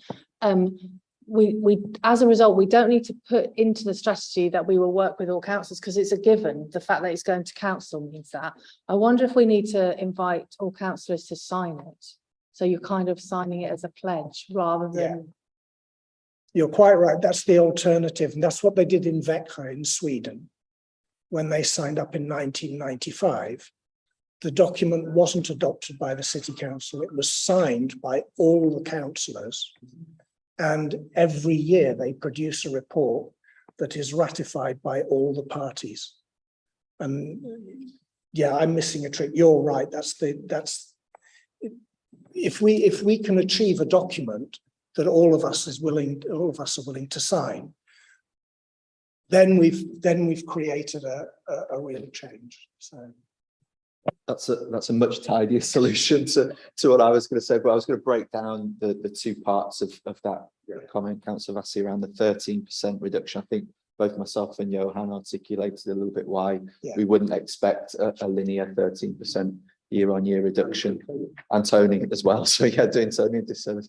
And then the other side of it was I think you were talking with the voice of the executive. The strategy is written from the perspective of the royal we representing the city. It's deliberately not the voice of executive. So that's why I think Claire's suggestion is a much neater way of getting that sentiment that you're trying to get there. Thank you. Yeah. I mean, to be clear, I understand the points that are made about the 13%, but what I know and what we see from this report is the cynicism in the city from the population is that we go, well, we only did 2% this year, we're only doing 2% next year, but we're going to get there by 2030. And everyone will say, yeah. And it's how we communicate. I think you mentioned the 5-year interim report, but even then, I know that residents will be going, yeah. So we can't see, well, nothing will happen until 2027 then. It's how we turn that around. I think we need to be cleverer with the annual reporting of the action plan as well. So there is a annual point where the executive decision maker will have to agree the next year's action plan, which will obviously be kind of rolling and showing what we've achieved and what we haven't. So I think we just need to use the milestones that we've got throughout the kind of timetable of delivering this over the next sort of 7 years to set out a communications engagement strategy essentially that makes best use of those moments. Does what's currently proposed include the carbon costing of what's happened in that past year? So that there is clarity at the end of that year, this is what we've achieved. Sorry, I don't understand the question there, Chair. So. What I'm saying is that Claire's just said there'll be an annual report to the executive member. I'm saying, will that annual report to the executive member quantify the carbon savings of the previous year's actions? Where we're able to quantify that, yes, it will, but I will again highlight the limitations of the reporting inventory that we're using with scatter, that there is typically a 2.5 year delay on data coming through. So it never reflects the last 12 months. And that's just because of the complications and the complexity of the data that it's accumulating. With a bottom-up approach, you could argue that it would be quicker potentially, but you might still be missing lots of data. It'll never be 100% accurate. So again, that's why we're engaging in that conversation. There would be challenges, but we could to some extent quantify impact on a project by project, action by action basis as well. I don't want to put you on the spot though, but so is there something that you feel, because well, tell me if I'm wrong, I feel that this committee over 3 years has been very, very clear that we want to see this council following the Tyndall Centre's recommended path to a zero carbon York. Now, whether that means a 13% year on year or an averaged over 3 years or whatever, I think we've been clear that we want to see that trajectory followed. Yeah. Is there something that that we can usefully contribute, in your view, to helping to focus that in the accounting that goes to the executive member that's not yet there? Yeah, I believe that would be the scrutiny of delivery against the action plan. And as we continue to better quantify the impact of individual actions in that action plan, you'll be able to see tons of CO2 reduced over the last 12 months, 2 years, 3 years as we progress. Okay. Anyone comments? Councillor Barrett? It was a different comment, so that's okay. In case anybody, okay. So I would like to see a little bit more of an explicit reference to the sort of fairness and social justice that's being sort of talked about. I've just been having a look at the sort of 5 principles, and I think by changing the 3rd one slightly to sort of put fairness and social justice at the beginning of it, if we were sort of saying something more along the lines of that fairness and social justice are going to guide the priorities that we will build inclusive, healthy and sustainable communities. I think just making it more explicit that that is what we're going to be doing, because otherwise the only sort of sentence I saw which really sort of chimed with that message was supporting individuals who need it the most, and that's so big it doesn't really sort of put those principles sort of front and centre. And I think if they're quite key to it, sort of protecting the most vulnerable from the effects, then we probably need to be a bit more explicit about that. So I don't know if anybody else has thoughts on which inserting. That one's on page 347, the 5 principles. So the 3rd one that begins, we will build inclusive, healthy communities. Just if we could insert the sort of fairness and social justice will guide our focus on building, and maybe sort of just having those words at the beginning of that sentence. Did you want to put that in the same form as the previous recommendation? As a formal recommendation? sorry, Would you like to put councillor Perrett's suggestion there in the same format as the recommendation in the exec summary? oh, right, yeah. At the same level, both of those. Did you get that Yes. as well? To ensure that social justice is mentioned. You've got it? Yeah. Yeah. Okay. We've got it. Yeah, is everyone agreed with that? Social justice, yeah. Yeah.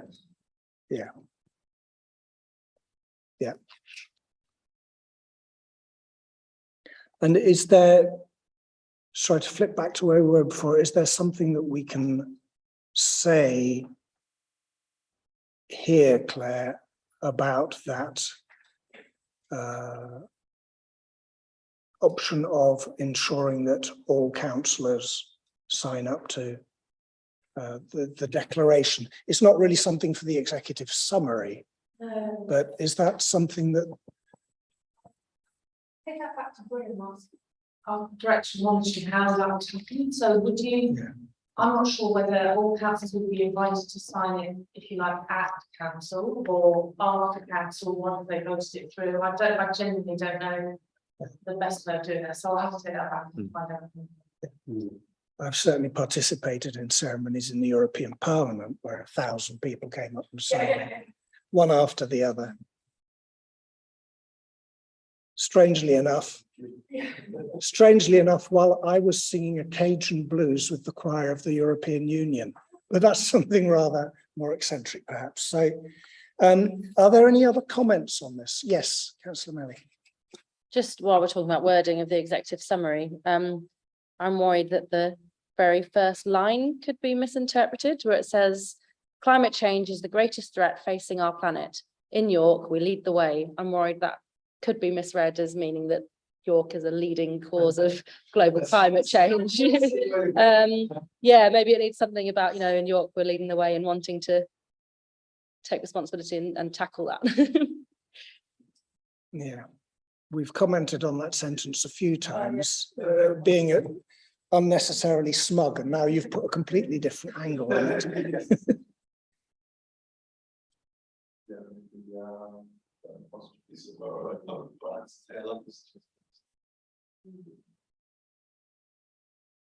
Have you got a proposal then? I mean, my feeling is that we don't need to claim to lead the way at all. We just state the fact that we've declared a climate emergency and that climate change is the greatest threat. But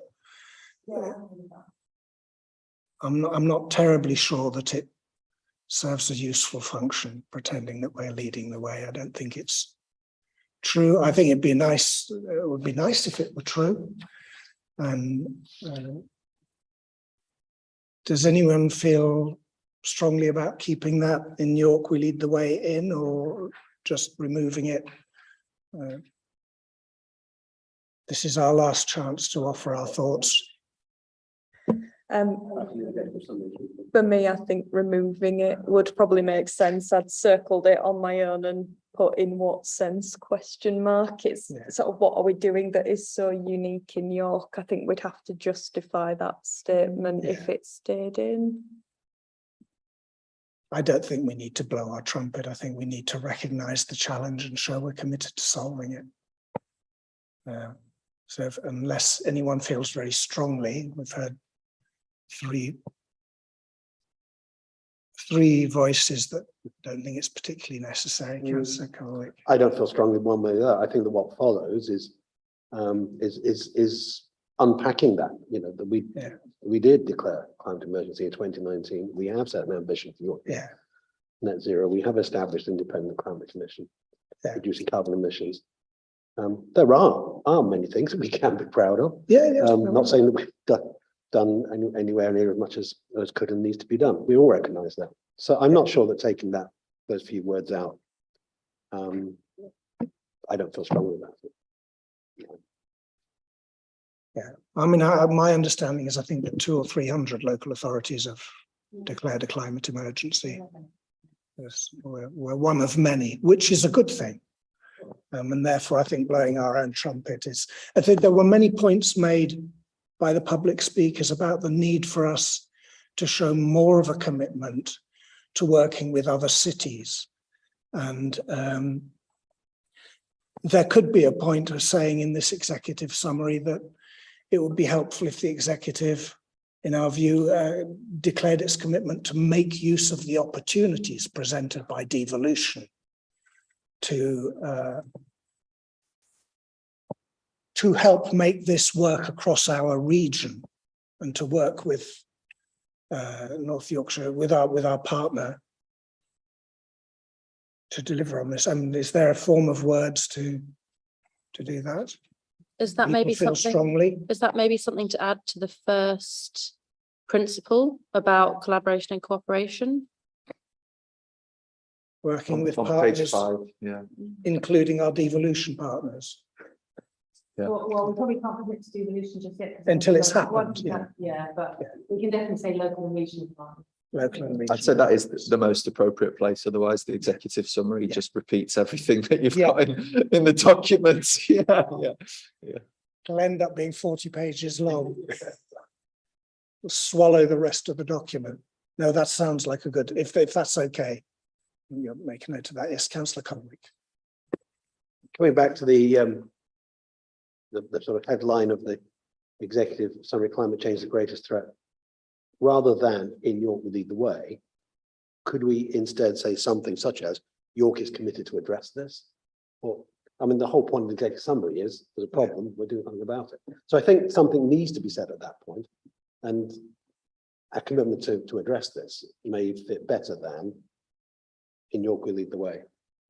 Yeah, I'm happy with that. Okay. Yeah. We're just about at 9 o'clock. And I think we need to wrap it up. We saw the economic strategy. This is not to go off on a whole tangent, but we saw the economic strategy about 6 months ago and commented on tourism, on energy efficiencies of businesses in the shopping, in the city centre and all of that. Am I right in thinking that we will be revisiting that at some point, that will come before us, the economic strategy, or that those comments will be taken on board because they're not in here, obviously. So those comments are passed over to the people who are developing the economic strategy as recommendations. You won't get a chance to see the economic strategy before it goes to executive because it's going to executive in November. Or the health and wellbeing strategy, because that too is going to the executive in November. However, you can have an opportunity to see it whenever, whenever is most appropriate, because that too will have a 5-year review point, and that too will have a action plan that you can contribute to through the normal process. All right, so we're not there yet. Yeah. Okay, good. Well, it's been a really long haul. Thank you to you all for your patience. We've got the work plan. I'm glad Robert's here to remind me. Are we happy that the work plan is busy enough for the future? I think December's probably too full, isn't it? And so is February. I mean, given that we've had 2 subjects to talk about tonight, and we've taken what, 4 hours in it? Yeah, they were both quite big things, but yes. I mean, we haven't even got within December. Wasn't there a recommendation to ask Bio Yorkshire to come along to December? That's not even on there, and I think it's already looking a lot. So maybe we need to prioritise a couple of agenda items for December. Okay. So number 5. Oh, sorry. Oh, it is on there, squeezed on, but without spacing. Yeah. Point we're standing here is 5 full items on there.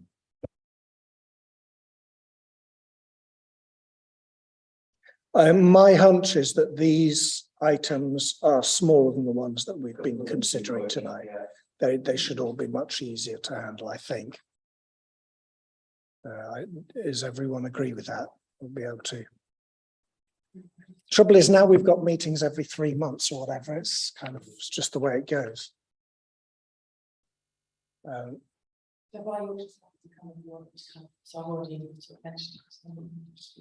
Do people feel strongly about getting Bio Yorkshire to come and adding to that, or delaying that?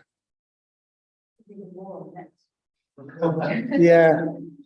You think we just have to put up with it and work our way through it? Because I think we do have a responsibility to follow up all of these. So, okay, so we'll leave that as it is, Robert. And thank you to you all your contributions, and thank you to officers as well.